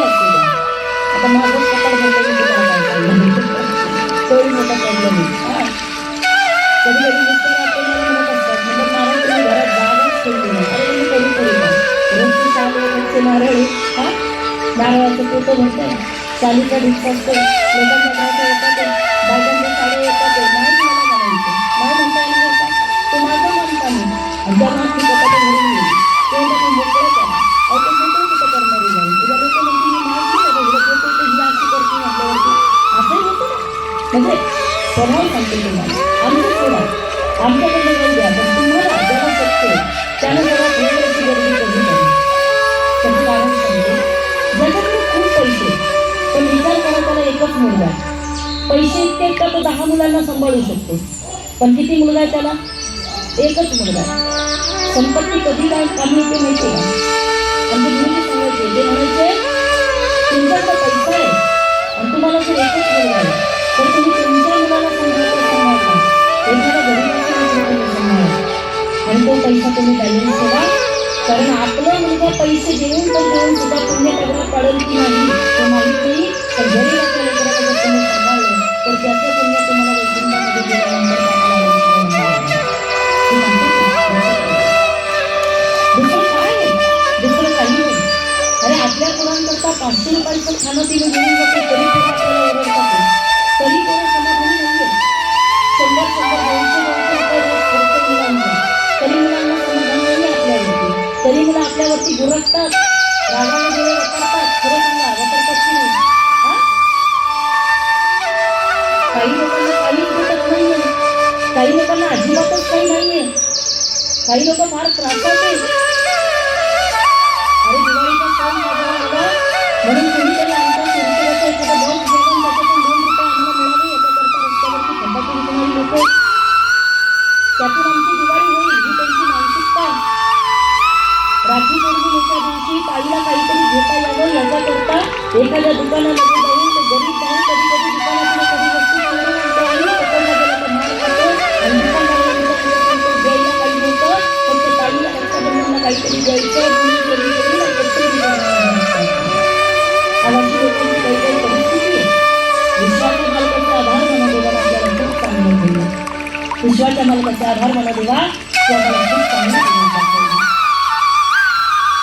फार कठीण आयुष्य काही लोकांचं, फार कठीण आयुष्य, इतके कठीण दिवस आहेत काही काही लोकांचे की ते आज 13-14 मुली येतात माझ्याकडे. 4 मुली इतक्या श्रीमंत म्हटलं आणि बाकीच्या 10 मुली फार गरीब आहेत. मी 10 मुलीला सांगत असते तुम्ही त्या चौधरीकडे पाहू नका, आणि त्या चौधरीकडे पाहिजे तर तुम्ही नाराज राहणार. आणि त्या चौधरीला सांगत असते की तुम्ही 10 मुलीला तुम्ही वैभव दाखवू नका, कारण त्या बिचाऱ्या आपल्या आतमध्ये जुळत आहेत. काही मुली अशा सगळ्या मुलींना 10 रुपये सुद्धा देऊ शकत नाही अशी परिस्थिती आहे. शाळेमध्ये पैसे भरायचे काय काढला आज तर सकाळी 4 मुली आल्या, काही आईला फोन करू नका, 50 रुपये मागायची भीती वाटते कारण संस्थेची फी भरली बसायला मिळते. बाप गाडी करून घरी येते आणि आई 150 चपात्या करते तुमच्या दिवशी मुली तुम्ही त्याला म्हटली माझ्या आई पैसे. अशी परिस्थिती काही लोकांची. त्या मनाला आपण सांगू शकतो त्यामुळे नुसती ऐकू नका, देवाचे आभार म्हणा की देवा कोणती तक्रार नाही म्हणजे तुझ्याकडून, तू आम्हाला आत्तापर्यंत जीवन ठेवलं, रोज 2 महिन्याचं खायला घालतोय, रोज आम्हाला या पोरालेकरांना दाखवतोय. आणि कौतुक करा त्या विश्वाच्या मालकाचं की अरे आमच्या आईची ही सेवा आम्हाला करता आली, आमच्या आई करता हे करता आलं आणि ते करण्याकरता आम्हाला 6 बहिणींना तू अक्कल दिली, 6 बहिणींना आम्हाला ती बुद्धी दिली, याच्यापेक्षा अजून काय पाहिजे? हे आधार त्याचे म्हणायचं, बाकी दुसरं काही नाही. आपल्याला सगळं करून देणारा तो परमात्मा आहे. बरं जगामध्ये अजूनही आई बाप आहेत, त्यांनाही मुली आहेत, पण लक्षात ठेवा इथं बसलेल्या सगळ्या मुली जेवढ्या आईच्या आहेत त्यांनी ती सगळ्या मुलींना नाही हे करता येते. अहो तुमचं कशाला? माझे वडील आजारी पडले तुम्हाला जास्त नाही आले, माझ्या आई फोन करून म्हणायची तुला काय जास्त झालं, अगं म्हणजे काही नाही गं तब्येत नाही पण म्हणून, अगं म्हणजे बाप्पा आजारी आहे, ICU मध्ये वडील आहेत, मला नंतर कळलं. म्हणजे फक्त तुझी इच्छा करतात ते तू लवकर ये निघून. आमच्यासारख्यांना जमत नाही, ज्याच्याकडे गाडी आहे, ज्याच्याकडे सगळं आहे, त्यांना पटकन जाता येत नाही कधी कधी आई वडिलांकडे. हा भाग सोडून द्या, माझं लेकरू आजारी होतं, मला काय क्रिटिकल कंडिशनमध्ये होती मी वेळेला, मला नाही होता आलं, मला स्वतःला त्रास चालू होता म्हणून मी नाही जाऊ शकले पटकन. सगळ्यांच्या नशिबात नाही आई बापाची सेवा करणं सगळ्यांच्या नशिबात नाही. मी आजही माझ्या बापासमोर गेल्यानंतर काय म्हणून ओढून बाबा त्यावेळेला मला तुम्हाला कशा अवस्थेमध्ये उत्तम भेटता आलं नाही. तुमचं सगळ्यात जास्त जीवन तुमच्या काळजाचा तुकडा असणारी मुलगी होती, तरी मी संसारात भेटून गेले होते. तुम्ही फार नक्की मी कालपासून सांगते ना, माझ्या स्वतःच्या मनाला सांगते की माझ्याकडे संपत्ती नसली तेव्हा चालेल, माझ्याकडे काही नसली तरी असं हा म्हणून करताना मला माझ्या आईची सेवा करता आली तरी मी समजेल माझ्या घरी काही नसू दे अशी सेवा करता आली पाहिजे. ही मजा आहे, लक्षात ठेवा. प्रपंच कोण बरोबर नव्हतं, कोण काय करतो हा किती लक्ष असतो ते तुम्हाला तुमच्या आई करता इतकं करता आलं ते कौतुक. आणि जगामध्ये काय कमवायचं काय सोडायचं हे आपण ठरवायचं असतं. सगळ्यांना नाही सोडता येत, सगळ्यांना नाही सोडता येत. आणि जे सुटलेत नाही होतात ना ते कोणीतरी वेगळे, जे सुटलेत ना ते पोहोचले पण तिथपर्यंत, हा ते गेले सुद्धा देवापर्यंत, त्यांनी जाऊन ती गादी मिळवली सुद्धा. ध्रुवबाळाला आपल्याला कथा माहीत असेल, उत्तम भाग मिळायचा राजा, 2 पत्नी आहेत त्याला, एक सुरुची आणि दुसरी आहे ती म्हणजे सुनीची. सुनीतीचा पोटी जन्म घेतला त्याचं नाव आहे उत्तम आणि सुनीतीचा पोटी जन्म घेतला त्याचं नाव आहे ध्रुव. तुम्ही आम्ही सगळे उत्तम भाग आहे, लक्षात ठेवा. उत्तम भाग तुम्हाला म्हणायचं ज्याचं डोकं खाली आणि ज्याचे पाय वरती त्याला उत्तम पाठ म्हणायचं. काय म्हणायचं? उत्तम पाठ. ज्याचं डोकं खाली आणि पाय वरती. आता बसलेल्या सगळ्यांनी सांगा आईच्या गर्भात आपण कसं होतो? हा डोकं कुठं होतं आपलं? खाली होतं ना, पाय कुठं होतं? तुला मला पाय असतं बरोबर की नाही? सगळे डोक्यावरच होतात. आपण सगळे उत्तम पाठ आपल्या प्रत्येकाला दोन माहीत आहे. कोण? एक सुरुची आहे, एक सुरुची. सुरुची कोण? चांगलं खाण्याचं पाहिजे तर जी तिकडे होती तिला सुरुची म्हणायचं. चांगली वस्तू दिसली तर मन तिकडे जातं तिला सुरुची म्हणायचं. आवडीचं काही दिसलं ना आपण तिथंच जाऊन एकतरी लक्ष केंद्रित करतो ती सुरुची. आणि मोठी व्हायला पाहिजे म्हणून कथा कीर्तनामध्ये बसवते ती म्हणजे सुरुची. ती आपल्याला इथं बसवते आणि इथं बसून आपल्याला ती कथा आली तिचं कल्याण म्हणून आपण शिकवतो की आपल्यामध्ये असणारी सुनीती. सुनीतीचा पोटी ध्रुवाने जन्म झाला. लहान लेकरू उत्तम सोबत उत्तम पाठ झालेला खेळत होता. त्याला असं हवेमध्ये झेलायचं, परत त्याला खाली ओढून घ्यायचं, परत त्याला असं पकडायचं आणि ध्रुवामध्ये ते बाळ हसायचं. ते पाहून ध्रुवाच्या मनामध्ये कल्पना आली आपल्याही बापानं आपलं कौतुक केलं पाहिजे, आपल्याही बापानं आपल्याला मांडीवरती बसवलं पाहिजे. म्हणून ध्रुव तिथं गेला, बाबा मला मांडीवरती बसवा असं त्याला सांगितलं. सुरुवातीच्या कानावरती तेवढे शब्द पडले, थोडक्यातच पोराला खाली आणलं, ओढलं आणि त्याला सांगितलं म्हणजे अरे वेड्या, या बापाच्या मांडीवरती जर तुला बसायचं असेल ना तर तुला अगोदर माझ्या पोटी जन्म घ्यावा लागेल. तू एका अभागी मातीच्या पोटी जन्म घेतलाय आणि तिच्या पोटी जन्म घेऊन बापाची मांडी घुसतो तुझी योग्यता नाही. जर तुला या बापाची मांडी पाहिजे असेल तर जा वनामध्ये जाऊन नारायणाची प्रार्थना कर. तिथं जाऊन देवाला सांग मला या आईच्या पोटी जन्म मिळू दे आणि मग त्या आई माझ्या पोटी जन्माला ये आणि मग तुला या ठिकाणी मी तुझ्या बापाच्या मांडीवरती बसले. रडत रडत ध्रुवबाळ गेला आपल्या आईकडे आणि आईला सांगितलं आई काय ग चुकलं माझं? आई मला उत्तर दे, मला सांग तुझ्या गर्भामध्ये अशी कोणती सोय नव्हती तर त्या आईनं सांगितलं तुझ्या पोटी जन्म घे. आई मला जन्म देण्याकरता कुठं कमी पडलीस तू तर ती आई मला म्हणते तुझ्या पोटी जन्माला ये.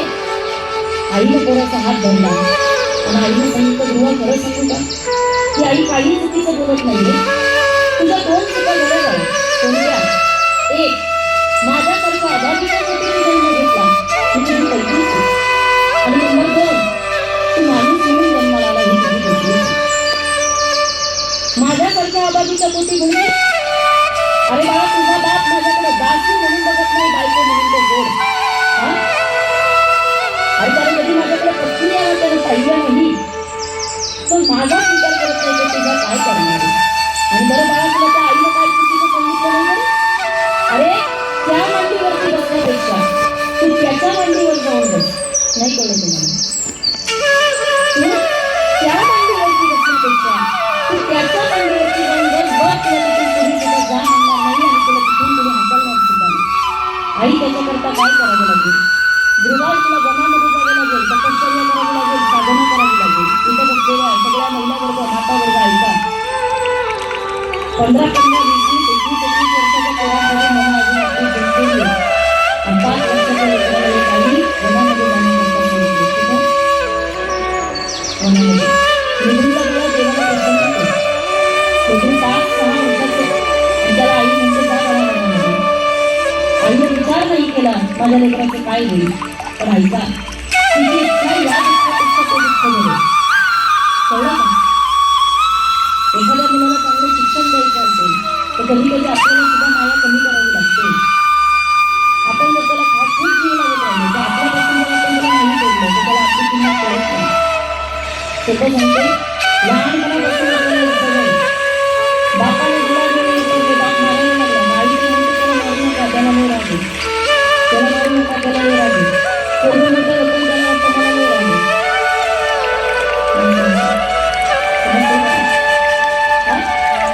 नंतर ते आपल्याला कळते. म्हणून लक्षात ठेवा, योग्य वेळेला योग्य गोष्टी करता आल्या पाहिजे. म्हातारपणामध्ये स्वाभिमान पाहिजे. म्हातारपणामध्ये पाठ बनायला जगायचं. म्हातारपणामध्ये सुद्धा आपली गरज आपल्याला कशी वापरली पाहिजे म्हणून त्याला सातत्याने जाणीव करून घ्या. तुमचे कष्ट त्याला दिसू द्या. त्याला भूक कळाली पाहिजे, त्याला सहान कळाली पाहिजे, त्याला काय पाहिजे ते त्याला समजलं पाहिजे. पुरण मागितल्यावर लगेच ते जाऊ नका, लगेच ते जाऊ नका, त्याला कळणार नाही. आज 6 वर्षाची आई आहे, ती त्याला सोडून देते. 6 मुलींना विचारा, आईनं लगेच नाही सगळं लिहिलं. आणि पुढे मुली या 6 मुलींमध्ये जेवढं असेल ना बाळांना ते 6 मुलींना वाटून खायचं. आज शिकवत होती आई, शिकवत होती ती बोला फक्त. बाळांना ह्याच्यातच भाग व्हायचंय, ह्याच्यातच दिवाळी करायची, एवढंच मेकअप करायचंय, एवढं ह्याच्यातच ऍडजस्टमेंट आहे. लोकांची तर 500 घालत असतील ना, पोरीला तुम्ही 50 घाला. खरंय का कसं? काय शिकवलं आपल्या आईने? आपल्या आईने हेच शिकवलं. म्हणून स्वाभिमानानं प्रपंच चालू. म्हणून अभिमानानं आईची सेवा करतो आम्ही. आमच्या आईनं आम्हाला कधी चुकीचं काही शिकवलं नाही. आमच्या आईनं आम्हाला ऍडजस्टमेंट शिकवली. आणि बंडापट्या कर्मकरांचं वाक्य आहे, adjustment is the best policy. तुमच्या एमआयचा पॉलिसा कधीतरी तुम्हाला धोका देतील. आईची पॉलिसी धोका देतील. आईची शिकवण नाही लागते. लक्षात ठेवा. 6 वर्षाच्या लेकराला मनामध्ये सोडलं, जा बाळा काय होईल ते तुझं नशीब. लेकरू मनामध्ये जात आहे आणि विश्वाच्या मालकाला चिंता पडली. 5-6 वर्षाचं पहिलं लेकरू जगाच्या पाठीवरती त्याचे मला रोजण्याकरता निघाले. असं एवढं लहान लेकरू नाही पाहिलं. आणि मग या लेकराचं कोण काय करेल याच्याकरता नारदजींना सांगितलं. विश्वाच्या मालकाने, नारदजी तुम्ही जा आणि लेकराला माझ्यापर्यंत येण्याचा मार्ग सांगा. नारदजीने सांगितलं म्हणजे ठीक आहे जातो. आले नारदजी. नारायण नारायण नारायण नारायण करत नारदजींना तिथं लागलं. नारदजींनी पहिला लेकराला प्रश्न विचारला, हे बाळा तुझं नाव काय? त्याने सांगितलं माझं नाव ध्रुव. इकडं कुठं तुम्हाला जन्मामध्ये म्हणजे मी चाललो देवाला भेटायला. नारदजीने म्हटलं याची परीक्षा घेतली पाहिजे. नारदजी म्हणजे बाळा जन्मामध्ये देव माझ्या तुला कधी सांगितलं? म्हणजे मला माझ्या आईने सांगितलं. काय म्हटलं आईवर विश्वास ठेवतो. अरे जंगलामध्ये देव नाही राहत, जंगलामध्ये बरोबर शेर राहतो. कोण राहतो? वाघ राहतो, हत्ती राहतात, लांडगे गिधाड राहतात. जंगलामध्ये म्हणजे तुझा देव राहत नाही. जा म्हणते इथनं परत. ध्रुवाने सांगितलं नाही, माझ्या आईने मला सांगितलं की जरी इथं कोणी असलं तरी त्यांच्यामध्ये पण ते देवाचं नाव तुझा अंगासारखा विंचवणारा आहे ना. त्याच्यामध्ये कोणी दिसलं तरी त्याच्यामध्ये देव नाही. माझ्या आईने सांगितलं. नारदाने विचार केला, पोराची पहिली पायरी पक्की आहे. कोणती? त्याची विश्वासाची. आईवरती विश्वास होता पोराचा. नारदाने विचार केला, त्याला पहिल्या पायरीपर्यंत पोहोचलो, आता दुसरी पायरी पाहिली पाहिजे. आणि म्हणून दुसरी पायरी विचारली. अरे बाळा बाकीचं सगळं जाऊ दे, घरी किती वेळा जेवत होता? ध्रुवाला उत्तर दिलं आणि सांगितलं, आई सकाळी उठायची, माझ्याकरता चहा बनवायची, त्याच्यानंतर दुपारी मला पुन्हा काहीतरी जेवायला द्यायची, संध्याकाळी परत चहा असायचा, रात्रीचं जेवण असायचं, मध्ये आधी बिस्किट द्यायची, खाऊ द्यायची. महाराजांनी सांगितलं, म्हणजे बाळा इकडे कोण काय देणार आहे तुला? इथं काय खाणार म्हणली या जंगलामध्ये? जा म्हटलं परत निघून. आपल्या आईचं हात चांगलं चांगलं खायचं, घट्ट पुष्ट राहायचं, का सगळं जेवण का कसं काय? पोराने उत्तर दिलं आणि सांगितलं, नाही मला माझ्या आईने सांगितलं परत माझं जेवण होतं. त्याबरोबर जसं दात म्हणजे त्याला दूध दिला, आता दात होती हे त्याची सहज दूध दिला. ज्यावेळेला दात नव्हती त्यावेळेला दूध दिलं होतं ना, दूध दिलं होतं की नाही? दात दिलं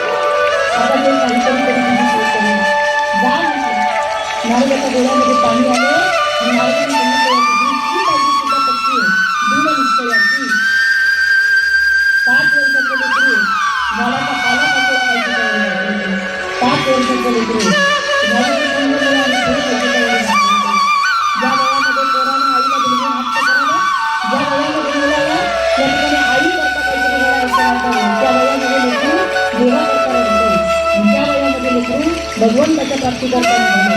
दुसरी काही पक्षी कळाले पण म्हणजे आता याला उपदेश केला पाहिजे आणि म्हणून सांगितलं जा बाळा दोन नक्की होते फक्त एक दिन काय ओम नमो भगवते वासुदेवाय ओम नमो भगवते वासुदेवाय मंत्र कानावरती पडला आणि नारदाचं दर्शन घेतलं. श्री सम्राटने माझ्या चरणावरी साष्टांग हे करी दंडवत. नारदांचं दर्शन घेतल्यानंतर कळलं अरे याची तर तिसरी सुद्धा पहिली पक्षी आहे. कोणती? नम्रतेची. कारण नम्र झाला भूता तेने तोंडिले अनंता. किती जरी अभ्यास असला तर तुम्हाला वागता येत नाही, किती जरी तुमच्याकडे सगळं आहे तर तुम्हाला दर्शन घेता येत नाही. उपयोग काय? नारदांनी विचार केला याला सगळं पाहिजे सत्य. 6 महिन्याचा काळ गेला भगवंताचं दर्शन घेऊन करतात. त्याच्यामध्ये सुद्धा पहिल्या महिन्यामध्ये गुरुकाळाने 9 दिवसानं एकदा घोडाचा पाला पकडला पडला. किती दिवसानं? 9 दिवसानं. दुसऱ्या महिन्यामध्ये तपश्चर्या आश्रम कठीण केली. 6 दिवसानंतर एकदा पाला पकडला खायला सुरुवात केली. तिसऱ्या महिन्यामध्ये त्याहीपेक्षा कठीण. त्यानंतर मात्र या ठिकाणी त्याला फक्त 9 दिवसानंतर मला फक्त एकदा पाणी दिलं. चौथ्या महिन्यानंतर सगळं काही बरोबर कोण लपून घरी गेले आणि आतमध्ये विराजमान असणाऱ्या देवाकडे पाहत राहिले देवाला. 6 महिने तपश्चर्या चालू राहिली आणि मग मात्र देवाला या ठिकाणी खाली यावं लागलं. दोन म्हटलं आता याला दर्शन दिलं पाहिजे. भगवंत खाली आले. देवबाळ तपश्चर्या करतात ते डोळे उघडायला तयार नाही. डोळे उघडत कसं देव? आतमध्ये ते दिसतं ना. भगवंताने विचार केला हा डोळे का उघडत नाही? मी तर खाली आले, माझं दर्शन घ्यायचंय ना आणि मी तर खाली आले तरी डोळे उघडत नाही. मग का उघडत नाही हे पाहिलं आणि मग कळलं की अरे हा आतमध्ये असलेल्या विठ्ठलाचं चिंतन करतोय. तो हा विठ्ठल बरोबर आणि तो हा माधव बरोबर. आता मी उभा आहे विठ्ठल म्हणून तर आत्मा माधव आहे म्हणून तो माझ्याकडे बघत नाही. आत्मा काढून घेतला, जीव पासून झाला, गृहबाईने डोळे उघडले, साक्षात परमात्मा समोर घेतला. जीभ जड झाली होती. 6 महिन्याची देवा काही नव्हते दुसरं म्हणून आणि म्हणून जीभ जड झाली. देवाला बोलता येईना. भगवंताने डोक्यावरती हात ठेवला, गृहबाळाला वाचा घेतली आणि पहिला श्लोक बाहेर पडला. योगित प्रवेश मनोवाच विमान प्रसिद्धान संजीव व्यक्त केलं शक्ती धरेच जडांना अन्याविष हस्त करण श्रवणत्व गादी प्राणान नमो भगवते पुरुषाय तुभ्यं. देवाला सांगितलं देवा तुझ्याकडे आज माझ्याचा प्रसाद मिळाला, तुझ्याकडे आज प्राप्ती झाली. भगवंताने वेळ झाला जाऊन आता या ठिकाणी बापाकडे देवा बघायचं नाही. आता म्हणजे देवा तू येताना आता काहीच नको. तुझ्यापेक्षा दिवाळी आहे का? बोला बोला दिवाळी देवापेक्षा कोणी नाही. देवापेक्षा मोठी नाही. देवापेक्षा मोठी संपत्ती नाही. देवापेक्षा इथे जगात काही मोठं नाही. म्हणून या ठिकाणी सांगितलं भगवंता आणि हे शरीर सुद्धा कधी ना कधीतरी जातं. हे कधी ना कधीतरी टाकावं लागतं. ज्ञानोबराया म्हणतात जर शरीर वस्त्र सांगितले तर नका जोडीचे मग देहान सांगितलं स्वतः म्हणजे चैतन्य नव्हते. हे देह कधी ना कधीतरी टाकावं लागतं. त्याचं कारण आहे देह जाईल याची काळोबा याला काळ खात असतो, याला काळ घेऊन जात असतो. म्हणून आपण करायचं काय करायचं? देवा नाश्ता पुस्तकावर देहाचं जाऊ दे पण या शरीराचा उद्धार होण्याचा विषय नसता आणि उद्धार होण्याचा मार्ग म्हणजे काय तर ते सतत देवाच्या नावाचं आपल्याला शिकवतं की बाबा ही पापी लोकांची गती काय झाली ते आम्हाला कळालं. यमाचा मार्ग किती कठीण आहे ते आम्हाला कळालं आणि तिथे गेल्याच्या नंतर पुन्हा आम्हाला या ठिकाणी ज्या यातना भोगाव्या लागतात त्या सुद्धा अत्यंत कठीण आहे हे सुद्धा आम्हाला कळालं. पण आता विचारतो प्रश्न या ठिकाणी जरूर की भगवंता आतापर्यंत फक्त कठीण असं कठीण तू आम्हाला सांगितलं. हे महत्वाचं तेवढं मला तुम्हाला सांगायचं कारण हीच तर कथा मला वाटतं जर 6-7 दिवस असतील तर अगदी बारकाईने याचा विचार आपण केला असता. पण आता एका महत्वाच्या सिद्धांतापर्यंत मला तुम्हाला माहिती की कोणत्या पापाची कोणती फळं आपल्याला मिळतात तेही आपल्याला खरं तर कळायला पाहिजे. कारण बरेच लोकांना वाटतं की आपल्याला कोण बघतंय आपल्याला कोण बघतंय तर ते बाकी सांगते हर फक्त किया गया था करोड़ लोग करता है और हाथों से बची हुई बातों को बातों से पूरा करता है. तुम्ही बघून नाही तर नाही तर तुम्ही विश्वासाला त्याच्याकडे पाहतोय. आणि म्हणून सांगितलं की बाबा रे धार्मिक लोक जी असतात ती पूर्व मार्गानं उत्तर मार्गानं भगवंतापर्यंत पोहोचतात पण बाकी लोकांकरता दक्षिण दार मात्र उघडं दिलं जातं आणि तिथे गेल्यानंतर आपल्याला कळतं की आपण नेमकं काय केलं. मग त्याच्याकरता सांगितलं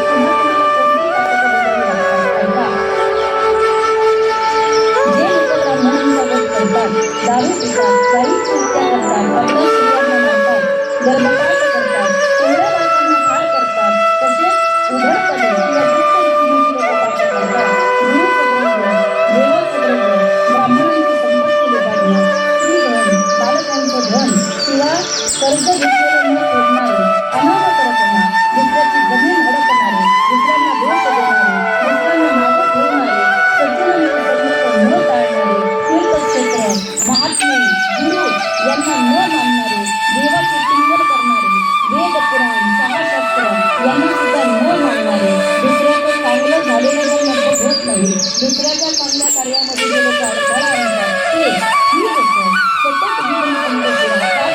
नेहमी जी लोक लागतपणे इतरांना बोलत राहतात, कुटील स्वभावाची जी लोक असतात त्यांच्याकरता सांगितलंय. आईबाप गुरुजन यांची अवहेलना करणारे ही जी सगळी यादी आत्ता दिली, ही लोक जाऊन त्या नदीमध्ये जाऊन करत असतात. या लोकांना ते पापाचं फळ भोगावं लागत असतं आणि म्हणून सांगितलं की बाबा रे, ही कर्म आपण टाळलं पाहिजे आणि आपण सत्कर्माच्या मार्गे लागलं पाहिजे. पाप कर्म कशाला करायचे? कारण त्यांच्या पेक्षा हजारो लोकांना आता सुद्धा आपल्या पायापाशी ठेवलं जातात. जातात की नाही? आता हे बळच केलं का आपण? नाही ना. रस्त्याने चालताना गाडी आपण चालवतो, पण टू व्हीलर चालवत असताना एखादा साप आपल्या गाडी खाली आडवा गेला, तुम्हाला त्याला मारायची इच्छा होती का? नाही. पण गाडी खाली गेला, आपण काय करणार आहे? एखादे मांजर आपल्या गाडी खाली गेलं, मग आपण काय करणार आहे? ही पापा आपण केलीत का? आपण केली नाही, पण ते आपल्याकडून झालीच नाही. बोलायचं मग त्याचं प्रायश्चित्त तर भोगावं लागेल. मग ते प्रायश्चित्त कसं बोलायचं? आता कसं उत्तर बघा. नकळत घडलेली करतात आणि जाणून बुजून न करता जर चुकून झालेल्या आपल्याकडनं ज्या काही या ठिकाणी चुका असते, याच्याकरता जे सांगितलं त्याला विहित कर्म असं म्हटलं जातं. गरुड पुराण आपल्याला शिकवतं. याच्याकरता सोपा मार्ग सांगितला. पहिला मार्ग सांगितला, तुम्ही दानाने तुमची शुद्धी करून घ्या. कशाने? दानाने. कारण गरुड पुराण आपल्याला असं शिकवतं, हस्तो पवित्रो यदि दान पुण्यम, पादो पवित्रो यदि तीर्थयात्रा, कंठो पवित्रो यदि नामघोषम, हृदयो पवित्रो यदि ब्रह्मनिष्ठा. शास्त्र आपल्याला शिकवतं हातासकाने त्यांना दान पुण्य करायचं. सागऱ्यामध्ये आपण म्हणतो, तुम्ही काहीतरी दान पुण्य करावा, राम राम स्मराधी. हातासकाने त्याला कायम दान करत राहिलं पाहिजे. सोपं एकादशीच्या दिवशी चुलीवरती दूध ठेवलं, चुलीवरती दूध ठेवलं, दूध उतरून गेलं, जाऊन गेलं होतं. महिलांच्या तोंडामध्ये पहिलं वाक्य येतं, कृष्णार्पण नसते, देवाला अर्पण. बरोबर आहे का? बोला ना, येतं की नाही? काय म्हणतात? देवाला अर्पण. मला एक विचारायचं, ऐका, मी ओतू गेलेलं दूध का देवाला अर्पण होतं?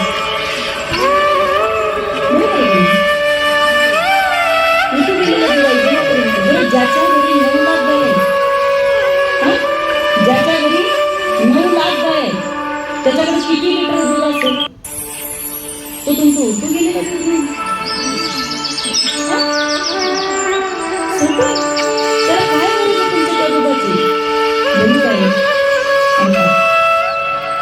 मला म्हणतो, मला असं वाटतं एकादशी आहे हे तुम्हाला माहिती आहे आणि एकादशी आहे हे माहीत असताना तुमच्या शेजारी एखादं वारकऱ्याचं घर आहे, तुमच्या शेजारी एखादा वारकरी राहतो, तुम्हाला दिसतंय रोज तो नित्य साधना करतोय, तुम्हाला दिसतंय ते बाबा रोज ज्ञानेश्वरी असतात, रोज काहीतरी वचन करतात, उद्योग गेलेलं दूध कृष्णापर्यंत जाईल का मला माहित नाही. पण एकादशी आहे हे माहीत असताना एखाद्या वारकऱ्याला कधीतरी तेलाभर दूध पाहिजे. मला असं वाटतं ते दूध मात्र कृष्णापर्यंत नक्कीच पोहोचेल. देवा काय पोहोचतं ते आपल्याला कळलं पाहिजे.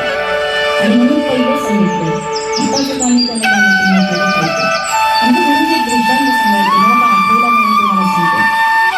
एका बाईच्या घरामध्ये रोज एक गाय यायची. गाय आली कमल मात्र ती बाईच्या गाईला उचलायची, गाय म्हणून रोज तिचं तेच काम चालू होतं. आणि एक दिवशी नेमका पितृपक्षाचा कालखंड चालू झाला आणि पितृपक्षाच्या कालखंडामध्ये ती बाई असा नैवेद्य घेतला आणि म्हणतात त्याला गाईला नैवेद्य द्यावा लागतो, म्हणून ती बाई त्या गाईकडे गेली. त्या बाईने येताना पाहिलं आणि आता गाईने सुद्धा मान फिरवली. गाईला येते तुला लक्षात राहिलं, गाईने कशी मान फिरवली. तिथं शेजारी एक गाई होती, ती तिला विचारू लागली तिच्या भाषेमध्ये, अगं रोज तू तिच्या घरी जायची आणि आज ती तुझ्याकडे आली तर तू आज का तिचं हॉटेल खाल्लं नाही? त्यावेळेला त्या गाईने उत्तर दिलं सांगितलं, मी रोज तिच्या घरी जात होते त्यावेळेला ती माझ्याकडे बघायची, मला दिसून लावून देत होती आणि आज ती पुण्य पदरात पडायला आली, मी तुला ते पुण्य देऊ का? एवढं सोपं असतं होय तुम्ही देव एवढा सोपा? तो काय बाजारचा भाजीपाला आणि ते काय असं लक्षात ठेवा. हा अजून सोपं झालं का कथेमध्ये येऊन कीर्तनामध्ये येऊन परिवर्तन झालं पाहिजे. अहो सासू जर कथेमध्ये आली ना आणि तिच्या घरी जाऊन जर ती व्यवस्थित वागली ना सुनेला म्हटलं पाहिजे काय माझ्या सासूमध्ये परिवर्तन झालं. सुनबाईनं जर कथेमध्ये आली आणि ती जर घरी जाऊन प्रेमाने बोलली तर सासूने कौतुक केलं पाहिजे माझी सुने ना कथेला जाऊन आली बरं का पण तेव्हापासून बदलच घडला तिचा. तर मजा नाही मांडून येणं सगळं करून काही 2 तास खर्च करून बरं येणं जाणं सोपं ना 2-2 तास आणणं ट्रॅफिकचा रोड. हा माझ्या इकडचे सगळे माझे स्टेटस पाहून मला म्हणतात की काही एवढ्या लांब घेतलंच कसं काय शक्यतो बघून स्थानिक लोक करतात ना तिथल्या तिथं तुम्ही एवढ्या लांब जाताय 2 तास आला 2 तास यायला बरं कीर्तन असतं ठीक आहे नुसतं घरून फिरण्यासाठी एवढ्या लांब कसं काय हे कधी साखर होणार आहे. याच्यातलं एक जरी मला दिसलं की बाबा त्याला बघून त्यावेळेला मी म्हणजे माझं वडीलकरण सारखं केलं आणि मला खात्री आहे यातले शब्द मला सांगत नाही. माझा माझ्यावर विश्वास नाही तर माझा देवावर विश्वास आहे. मला माहिती आहे माझा भगवंत तुमच्यामध्ये तो बदल नक्कीच घडून आणणार आहे. पाप कर्म तुम्हाला आम्हाला ओळखता आली पाहिजे. लक्षात ठेवा आपण म्हणतो मी केलं नाही पण कधी कधी आपण केलेलं कर्म सुद्धा पापामध्ये जातं. कधी कधी आपलं पुण्य पण पुण्य नसतं ते सुद्धा पापामध्ये जातं.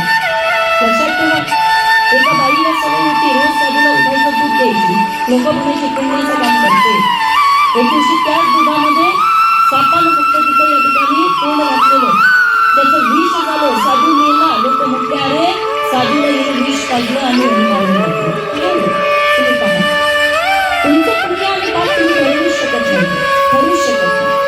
कधी कधी पुण्य करायला जातो पाप घडतं कधी कधी पाप करायला जातो पुण्य घडतो. हा काही साधू होता अशी तपश्चर्या करायचा.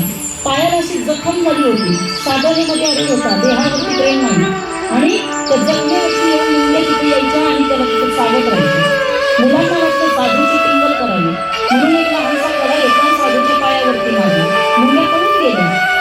गेले होते पाप करायला पण पुण्य पदरामध्ये पडलं आणि ही बाई तिथं पुण्य करायला गेली तिच्या पदरामध्ये पाप पडलं. काय कळणार आपल्याला पाप आणि पुण्य आणि इतकं कठीण सांगितलं मग का या पुण्याची पावती सगळे टिंगलपणाची होते तरी येऊ लागत की माघारी मृत्यू होता. तिथं सुद्धा या ठिकाणी पुण्य संपला का परत तिला हटवतात नाही चला म्हणे जा परत तुम्ही झालं संपलं तुमचं पुण्य. कशाचं स्वर्गन कशाचं इंद्र कशाचं काय परत यायला लागतं इथं परत इथं येऊन सेवा करावी लागते परत इथं येऊन आपली जी कर्म ती करावी लागतात. म्हणून सांगितलं या जन्मामध्ये ते कर्म करून घ्या. इथं ना इथं आलात ना तुम्ही तुम्हाला संधी दिली ना देवानं आता हाताने तुमच्या कर्म करा. बरं असं काही नाही की माझ्याकडे कमाई 100 रुपये मी 1000 रुपयाचं दान पुण्य केलं पाहिजे. मी लोकांना नेहमी सांगत असते गोवा बाजूला बळी करत जायचं नाही खोट्या नाटक कधी काही करायचं नाही अंधश्रद्धेला तर अजिबात बळी पडायचं नाही. हा म्हणजे मी कोणाचा द्वेष करत नाही मी कोणाचा राग करत नाही पण प्रामाणिकपणे सांगतो मागतो तो तुम्हाला काहीच देऊ शकत नाही काहीच देऊ शकत नाही. स्वतःच्या अंगावरती 3 किलो सोनं घालणारी माणसं आपले बघा फक्त ते तेल उभारलं जातंय धुळचे के बाकी दुसरं काही नाही. आम्ही येऊ पण थोडा जरा अंतरी द्या सोपं नाही एवढं काय देणार तुम्ही काय पलट करू कठीण फार कठीण म्हणून मी सांगत असते. आणि किती जण सोना सगळ्या किती प्रॉपर्टी सगळी स्वतः खावी लागते आम्हाला. त्यापेक्षा अशी प्रॉपर्टी घेऊन जा कधी कोणी आपल्याकडनं ऑर्डर करू शकत नाही. मध्ये गाणं निघालं होतं हरिनामाच्या बँकेमध्ये राम नाम तुम्ही करा जमा ही हरिनामाची जमा शेवटी येईल तुमच्या कामा ही हरिनामाची जमा शेवटी येईल तुमच्या कामा. ही प्रॉपर्टी कमवा कोणती जिच्यामध्ये तुम्ही आता मारणार नाही. ही प्रॉपर्टी कमवा ज्याच्यावरती कोणाची नजर राहणार नाही. गळ्यामधल्या सोन्यावरती चोरांची नजर आहे. आतापर्यंत कधी असं ऐकलं का भुगावच्या मार्केटमध्ये एक जण गेला आणि बाबा त्याच्या गळ्याच्या दिवशी माळा चोरीला गेली नाही ना कोण बघायला तुमच्या माळा कधीच नाही लक्षात हरिनामाची जमा शेवटी येईल तुमच्या कामा. ही जमा आहे कधी आपल्या सोबत कामाला येत असते. हे पुण्य जे आपल्या बरोबर राहत असतं आणि म्हणून त्यांनी आपल्याला स्वागत केलं. त्यांनी सांगितलं, बाबा रे, तुम्ही या ठिकाणी पुण्याचा मार्ग अवलंबला पाहिजे. चला, माझा वेळ पूर्णत्वाकडे जातोय, पण आता मात्र मला सांगायचं की या ठिकाणी अंत्यसंस्कार कोणावरती केले जातात, अंत्यसंस्कार कसे केले जातात. एक कथा आहे एका राजाची. तर जो राजा अतिशय नीतीला वागतोय, अतिशय चांगल्या पद्धतीने आचरण करतोय, बाकीच्या जाऊन गुन्हेगाराला सुद्धा शिक्षा करत नाहीये, एवढा नीती धर्म पाळणारा राजा आहे. एक दिवशी शिकार करण्याकरता गेला. काळं कुत्ता असणारा काळवीट शिकार म्हणून त्याला दिसला. बाळ त्या दिशेनं सोडलं, काळवीट निघून गेलं. त्याच्या रक्ताच्या थेंबाच्या दिशेनं तो राजा त्याच्या मागे मागे पडत होता. शिकार आपल्याला सापडेल या दृष्टीनं आणि एका झाडाच्या खाली जाऊन विश्रांती करता बसला. तेवढ्यामध्ये एक प्रेतात्मा त्याच्या समोर आला. त्या प्रेतात्म्याकडे पाहिलं. राजाने विचारलं, बाबा रे, कोण ते? त्या प्रेतात्म्याने सांगितलं, बाबा, माझं नाव सुदेव, मी सुद्धा या ठिकाणी चांगलं कर्म करत होतो, पण पोटी संतान नव्हतं, अंत्यविधी झाला नाही, उत्तरदायी पार पडलं नाही आणि त्याचा परिणाम 16 मासाचं जे श्राद्ध आहे ते मला मिळालंच नाही आणि म्हणून इथं प्रेत योनीमध्ये इकडे तिकडे भटकते. राजा, जर या ठिकाणी मुलगा नसेल, गावकरी भाऊबंदी कुणीच माझं या ठिकाणी कार्य पार पाडलं नाही, कुणीच माझ्याकडे लक्ष दिलं नाही, म्हणून प्रेत योनीमध्ये मला पडावं लागतंय. पण मी तुला एक मनी देतो बाबा माझ्याकडून, माझी फक्त शेवटची विधी या ठिकाणी तू कर. अरे कुणी नसू दे, पण तू जर या ठिकाणी मुलगा म्हणून माझी कर्तव्य पार पाडली तर कदाचित माझा उद्धार होईल. राजाने या ठिकाणी सगळे काही विधी पार पाडले आणि प्रेत योनीमधून त्या सुदेवाचं या ठिकाणी काय केली, सोडवणूक केली. मला वाटतं असं म्हणावं की खांदा देणं याहीपेक्षा मोठं पुण्य आहे एखाद्याचा उद्धार करणं, आणि ते उद्धार करायचं काम तुमच्या आमच्याकडनं झालं पाहिजे. तुम्ही पहा, रस्त्यामध्ये एखादा ऍक्सिडेंट झाला. ऍक्सिडेंट झाल्याच्या नंतर बघा, वाचवायला कमी फोटो काढायला लोक असते, खरंय का? फोटो काढायला त्यात पण लोक इतकी विचित्र मेंटॅलिटीचे. त्याला जर काही झालं नसेल ना, लोक म्हणतात काही नाही एवढं विषय, चला म्हणजे याचा अर्थ काय? कमी कमी त्याला पाणी तरी पाहिजे, त्याला उचलून घरी करा. म्हणजे फक्त रस्त्यावरती रंग सांडताना दिसला, हातपायकडे तरी गेले, मगच लोकांनी म्हणायचं का त्याला खूप काही झालंय म्हणून. आणि त्या अवस्थेमध्ये सुद्धा एक तास 2 तास रस्त्यावरती बाबा ही माणसं पडलेली असतात. कीर्तनकाराचं आयुष्य तर इतकं कठीण आहे तर बोलताच येणार. मी जेव्हा फक्त रोज एक वेळा कोणाकडे असते, जेव्हा फक्त जशी चालली आहे ना तुझ्या घरातून तशी फक्त इथं परत आणून ठेव. हा, फक्त तुला घरातून इकडे पडले, इकडे गेले, इकडे गेले, अशी बातमी फक्त आली नाही पाहिजे. त्याच्यापेक्षा मोठं मन इतकं होईल, दुसरं टेन्शन काहीच नाही. काय टर्न घेत नको म्हणत होते, लोकांना अशी जोरात चालली घडत नाही, इतकी घाबरले होणार काय झालं नेमकं. आणि कमीची जागा आमची तिथे होती, पण त्यानं घडत नाही, मलाच भीती. गाडीला अजून माझं निशाणी. मी आता म्हणलं असं कसं काय? काही नाही म्हणलं, देवानं फक्त आपल्याला ड्रायव्हर दाखवला. आणि असे धक्के बसतात आयुष्यामध्ये, लक्षात राहिलं. एकच आहे, नारायण हरी उच्चारण म्हणायचा, तेथे कळी काढायचा वेळ नाही. तुम्हाला आम्हाला प्रत्येकाला ह्याच गोष्टींमधून जायचं. मरण कसं हेच माहीत नाही, हेच मोठं दुःख. देवानं जन्माच्या तर दिल्या करून माहिती करून मरणाची घेऊन दिल्यास बरोबर झालं असतं. जगून घेतलास करायचं. संत आपल्याला सावध करतात. एक कथा आली याच्यामध्ये, गंगा जलाचं महत्व सांगणारी. वाचे म्हणता गंगा गंगा सकळ दोष जाती गंगा. गंगा जलाचं महत्व सांगितलं. त्यांनी असं सांगितलं की बाबा रे, इतकी महती आहे गंगा जलाची. माणूस तुमच्या घरामध्ये जर जातो हे तुम्हाला कळतं, आणि त्याच्या मुखामध्ये जर तुम्ही ते गंगाजल या ठिकाणी जर टाकलं तर असं म्हणतात त्याला कुठल्याच मार्गामध्ये जाताना अडथळा निर्माण होत नाही. ते थेट जातो आणि लोकांमध्ये जाऊन भेटत असतो. पण ताई, आता आई आमच्यामध्ये लागली, आता आई तर आम्हाला सोडून गेली. मग आता मात्र कधी आम्ही गंगाजल या ठिकाणी करणार? दुसरा पर्याय सांगितला अस्थी विसर्जनाचा. जर अस्थी सुद्धा आम्ही गंगेमध्ये जर सोडलं तर असं म्हणतात तेव्हा सुद्धा जोपर्यंत त्या अस्थी त्या गंगेमध्ये आहे, जोपर्यंत त्या अस्थी त्या गंगेमध्ये या ठिकाणी राहतात, तितके हजारो वर्ष त्यांना वैकुंठाचं सुख प्राप्त होत असतं. हे सुद्धा गंगेचं महत्व सांगितलं. गंगेचं इतकं महत्व आहे, कदाचित जी लोक सहज मिळते ती आपल्याला माहीत नसते. सिंधू आपल्या भारतातली पहिली भारतात होती, पाकिस्तानाबरोबर फाळणी झाली आणि सिंधू नदी नंतर पाकिस्तानामध्ये गेली, बरोबर आहे? नंतर सिंधू ही आपल्या भारताची नदी. मला पुढचं नाही सांगायचं राजकारण काय झालं काही नाही झालं, पण मला फक्त इतकं सांगायचं की नदी आपल्या भारतामध्ये होती. आपल्याला सिंधू एकाच ठिकाणी पाहायला मिळते. आता पंजाब सिंधू नाहीतर दुसऱ्यांदा मग ती गंगा सिंधू सरस्वतीचं यमुना. दोन ठिकाणी सिंधू माहिती आहे आपल्याला म्हणजे आता सिंधू राहिली नाही. पण हे सांगू, जरी सिंधू नसेल तरी सुद्धा वारकऱ्यानं स्वाभिमानानं सांगावं की गंगा आपल्या भारतामध्ये आहे. त्यानं त्याचा स्वाभिमान बाळगावा आणि त्यानं सांगावं आम्हाला नाही सिंधू मिळाली पण आमच्या कबरामध्ये गंगा मिळाली, आम्हाला गंगा भेटली. तुम्ही म्हणून या ठिकाणी गंगेचं महत्व सांगितलं त्यांनी. पण नुसतं गंगेचं नुसतं उच्चारण केलं तरी सुद्धा गेलेल्या व्यक्तीला या ठिकाणी पुढे जाण्याकरता मार्ग सोपा होते. आजचा 4था दिवस आहे आणि तुका म्हणून सुट्टी केली पाहिजे. ही बात आता सोपी होत चाललेली आहे आईच्या पुढच्या प्रवासाकरता आणि त्यांना पुढे पोहोचवायचं. तिथपर्यंत आम्हाला तिथे त्यांना न्यायचं. म्हणजे करत असताना आम्ही भगवंताकडे ही सातत्याने प्रार्थना करत राहायची की भगवंता, अरे आम्हाला जितकं जमतंय तितकं आम्ही करतोय. आम्हाला माहिती आहे की आम्ही सगळी जण फक्त स्मशानभूमीपर्यंत त्यांच्या सोबत होतो. आम्हाला माहिती आहे पैसा बँकेत राहणार आहे. आम्हाला माहिती आहे नातेवाईक परत घरी जाणार आहे. आम्हाला माहिती आहे की आमचं जेवढं काम आहे तेवढं आम्ही करणार आहे. पण तिथून तुमचा जो प्रवास आहे भगवंता फक्त आमच्या आईसोबत तू असणार आहे आणि म्हणून आमच्या आईला तू हाताला धरावं आणि आमच्या आईचा उद्धार तू करावा. इतकी प्रार्थना आपण देवाकडे नक्कीच करू शकतो. गोपिका काय करायचं?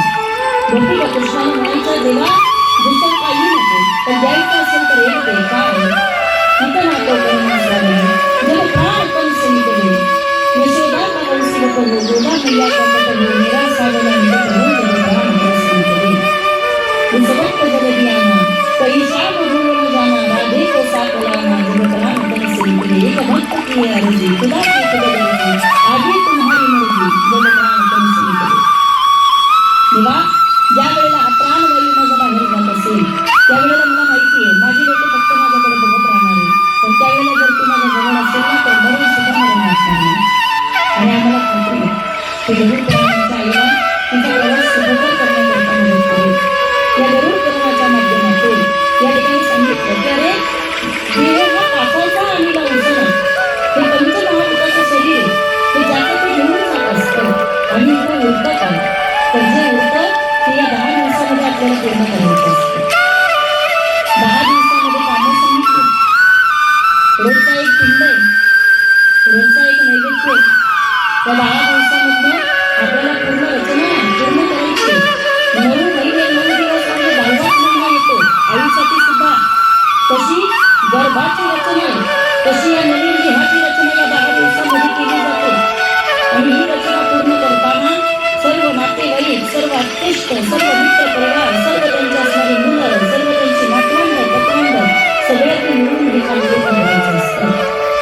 आपण कोणाचं तरी केलं तर उद्या आपल्याकडे येईल केलं. आपण आपल्या आईवडिलांचं नाही केलं तर आपलं सुद्धा केलं करणार नाही. लक्षात राहूया की जीवन एक पॉलिसी तिथं जे पेरणारे तिथं तेच मिळणार. आज मुली कदाचित तिथं नसतील, सगळ्या नातवंड सगळी नातवंड नसतील, पण जेवढे आहेत ना उद्या ते आपल्या भावंडांना सांगतील, आपल्या भावंडांना जाऊन सांगतील, अरे करायला लागेल ना काय, असं करावं लागतं, हे बरं झालं आम्हाला कळलं असं ते म्हणतील. आमची आई तिथे गेली कशा करता म्हणतात त्याला काहीतरी गरुड पुराण चालू होती का हा म्हणजे आजी गेली म्हणून गरुड पुराण होतं. हा त्याच्याकरताच गरुड पुराण म्हणजे असं माणूस गेल्यावर गरुड पुराण करावं लागतं का? हे करावं लागतं. हे त्यांना आत्ता कळतं आणि हे करून दिले तुम्ही, हे त्यांना दाखवलंय तुम्ही. आणि हे याच्यापेक्षा दुसरी प्रॉपर्टी नाहीये कोणती, लक्षात ठेवा. आज एवढा पैसा आहे पण आज मुलगा बापाशी बोलत नाही, बापाशी बोलत नाही. आज एवढा पैसा आहे घरामध्ये तर मुलगा आईला विचारत नाही आणि आई बरोबर पाहत नाही. प्रेम सुद्धा स्वार्थी म्हणून प्रेम सुद्धा स्वार्थी म्हणून आईशी गोड बोलायचं का? कारण आई दिली तर आईच्या मला सगळं आईचं आपल्याला मिळेल. आज एवढं स्वार्थी प्रेम चाललंय घरामध्ये. 3 भाऊ जर घरामध्ये असतील ना, 3 भाऊ ज्याच्याकडे आई राहते ना त्याला विचारा तो आईला काय सांभाळतो. आईच्या नावाचं तरी बेटर म्हणून सांभाळतो बाकी काही नाही. कुणाचं प्रेम आहे? कुणाचं वाटतं तुम्हाला या जगात कुणाला आईला खरं प्रेम करणार? कठीण आहे, कठीण आहे. तिथं फक्त जागा मोठी करायची वाट बघतात ते सगळं.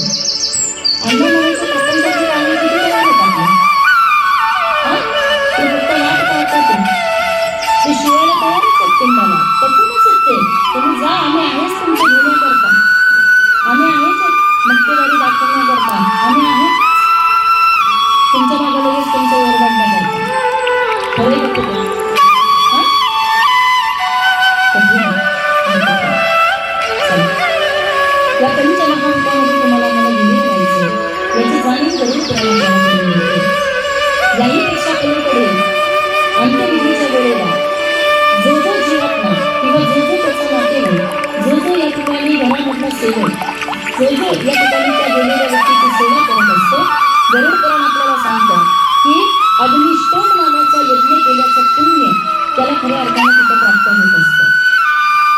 जे जी लोक इथं मग कोणी त्याला अंघोळ घातली असेल, कोणी तिथं पिंडीची सोय केली असेल, कोणी जाऊन वस्तू आणल्या असतील, कोणी जाऊन एखादं वस्त्र आणलं असेल, कोणी पाण्याची सोय केली असेल, कोणी पाणी गरम केलं असेल, ज्याने त्याने जी काही सेवा केलेली असेल, ही सेवा जी प्रत्येकाने इथं केली तर त्या प्रत्येकानं लक्षात ठेवा हे पुण्य वाढवणार. कधी कधी नाटकातली संधी काढली जाते, तिचा एक असं तुकडा काहीतरी टाकलं जाते. आता एक मला वाटतं 5 ते 6 महिन्यापूर्वी माझं चुलत्याचं जाणं झालं आणि सगळे मुंबईला गेले. चुलत्याच्या पोरी तिथे रडत होत्या, बायको रडत होते, सगळे रडत होते. सगळे मुलं आले तिथं काहीतरी सोनं काढून द्या. नानीला प्रयत्न केला त्याच्या नात्यामध्ये मोठं झालं केलं. मग पोरीकडे गेलो, पोरी पण काढायचा प्रयत्न करत होते. निघत नव्हती तर काढायचं नव्हतं ते मिळालं. सॉरी टू से म्हणजे खरं मला मला ते पटलं नाही. अण्णा माझ्या बुद्धीला ना काही गोष्टी पटतच नाही. का नसतं मी माझ्या नाटक मी काढते आणि मी देऊन टाकते. मला ते तुम्ही ना पहिलं द्या आणि तो विधी पूर्ण करायचा तो तेव्हा तुम्ही पूर्ण करा. मला विचारलं घरातल्या मला कसं हो म्हटलं मी तर नक्कीच विचार करतो की आज मी त्यांच्याकडे उद्या माझीकडे कदाचित माझाही करते नाही का. तुम्ही तरी माझ्याही नक्कीच सोय करू त्या निमित्ताने म्हणून मी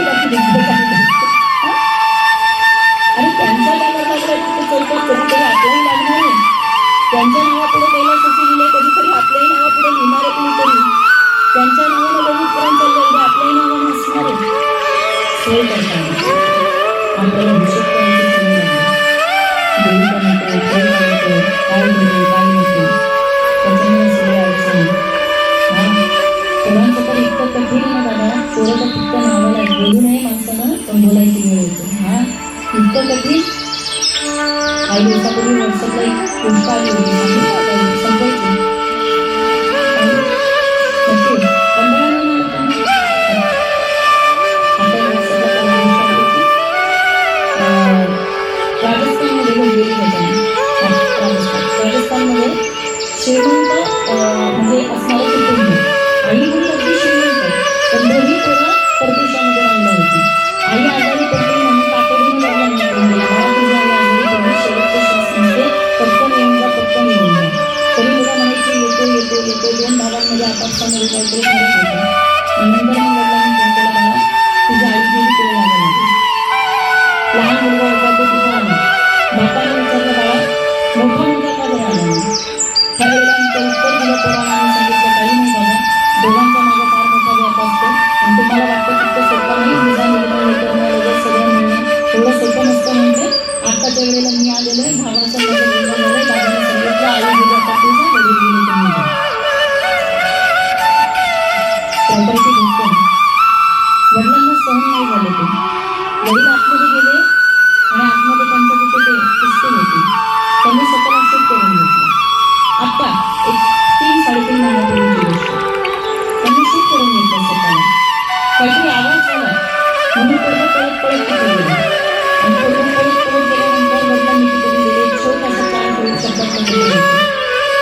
बापाने त्याच्यावरती लिहिलं होतं मला आई गेली म्हणून तो आला आणि आता बाप गेल्यानंतर म्हणजे मी गेल्यानंतर मोठा भाऊ येणार होता. त्याला म्हणून तेवढा पण त्रास सहन करून तो आता आलाच ना त्यांच्या दोघांचंही क्रियाकर्म करून जा म्हणजे तुम्ही शिकले सगळ्यांचं. परिस्थिती कठीण चालली याच्यापेक्षा पैसा काय कठीण असणार आहे. जीव लावायला कोणीच नाही आणि म्हणून माणूस स्थिती शिकून आपल्याला शिकवतो ती ही गरीब प्राण्याची कथा. चला असं म्हणतात गरुड पुराण पुन्हा कुणाचा उद्धार करतो. गरुड पुराणाच्या कथेमध्ये कोणताही जीव त्याचा उद्धाराला पात्र ठरतो. तर लक्षात ठेवा इथं बसलेल्या प्रत्येकाने की पशूंना मारणारा एक सामान्य तिथे पारधी आणि त्या पारध्याचा सुद्धा उद्धार त्या गरुड पुराणाच्या कथेने केलेला आहे. गरुड पुराणाची कथा प्रत्येकाचा उद्धार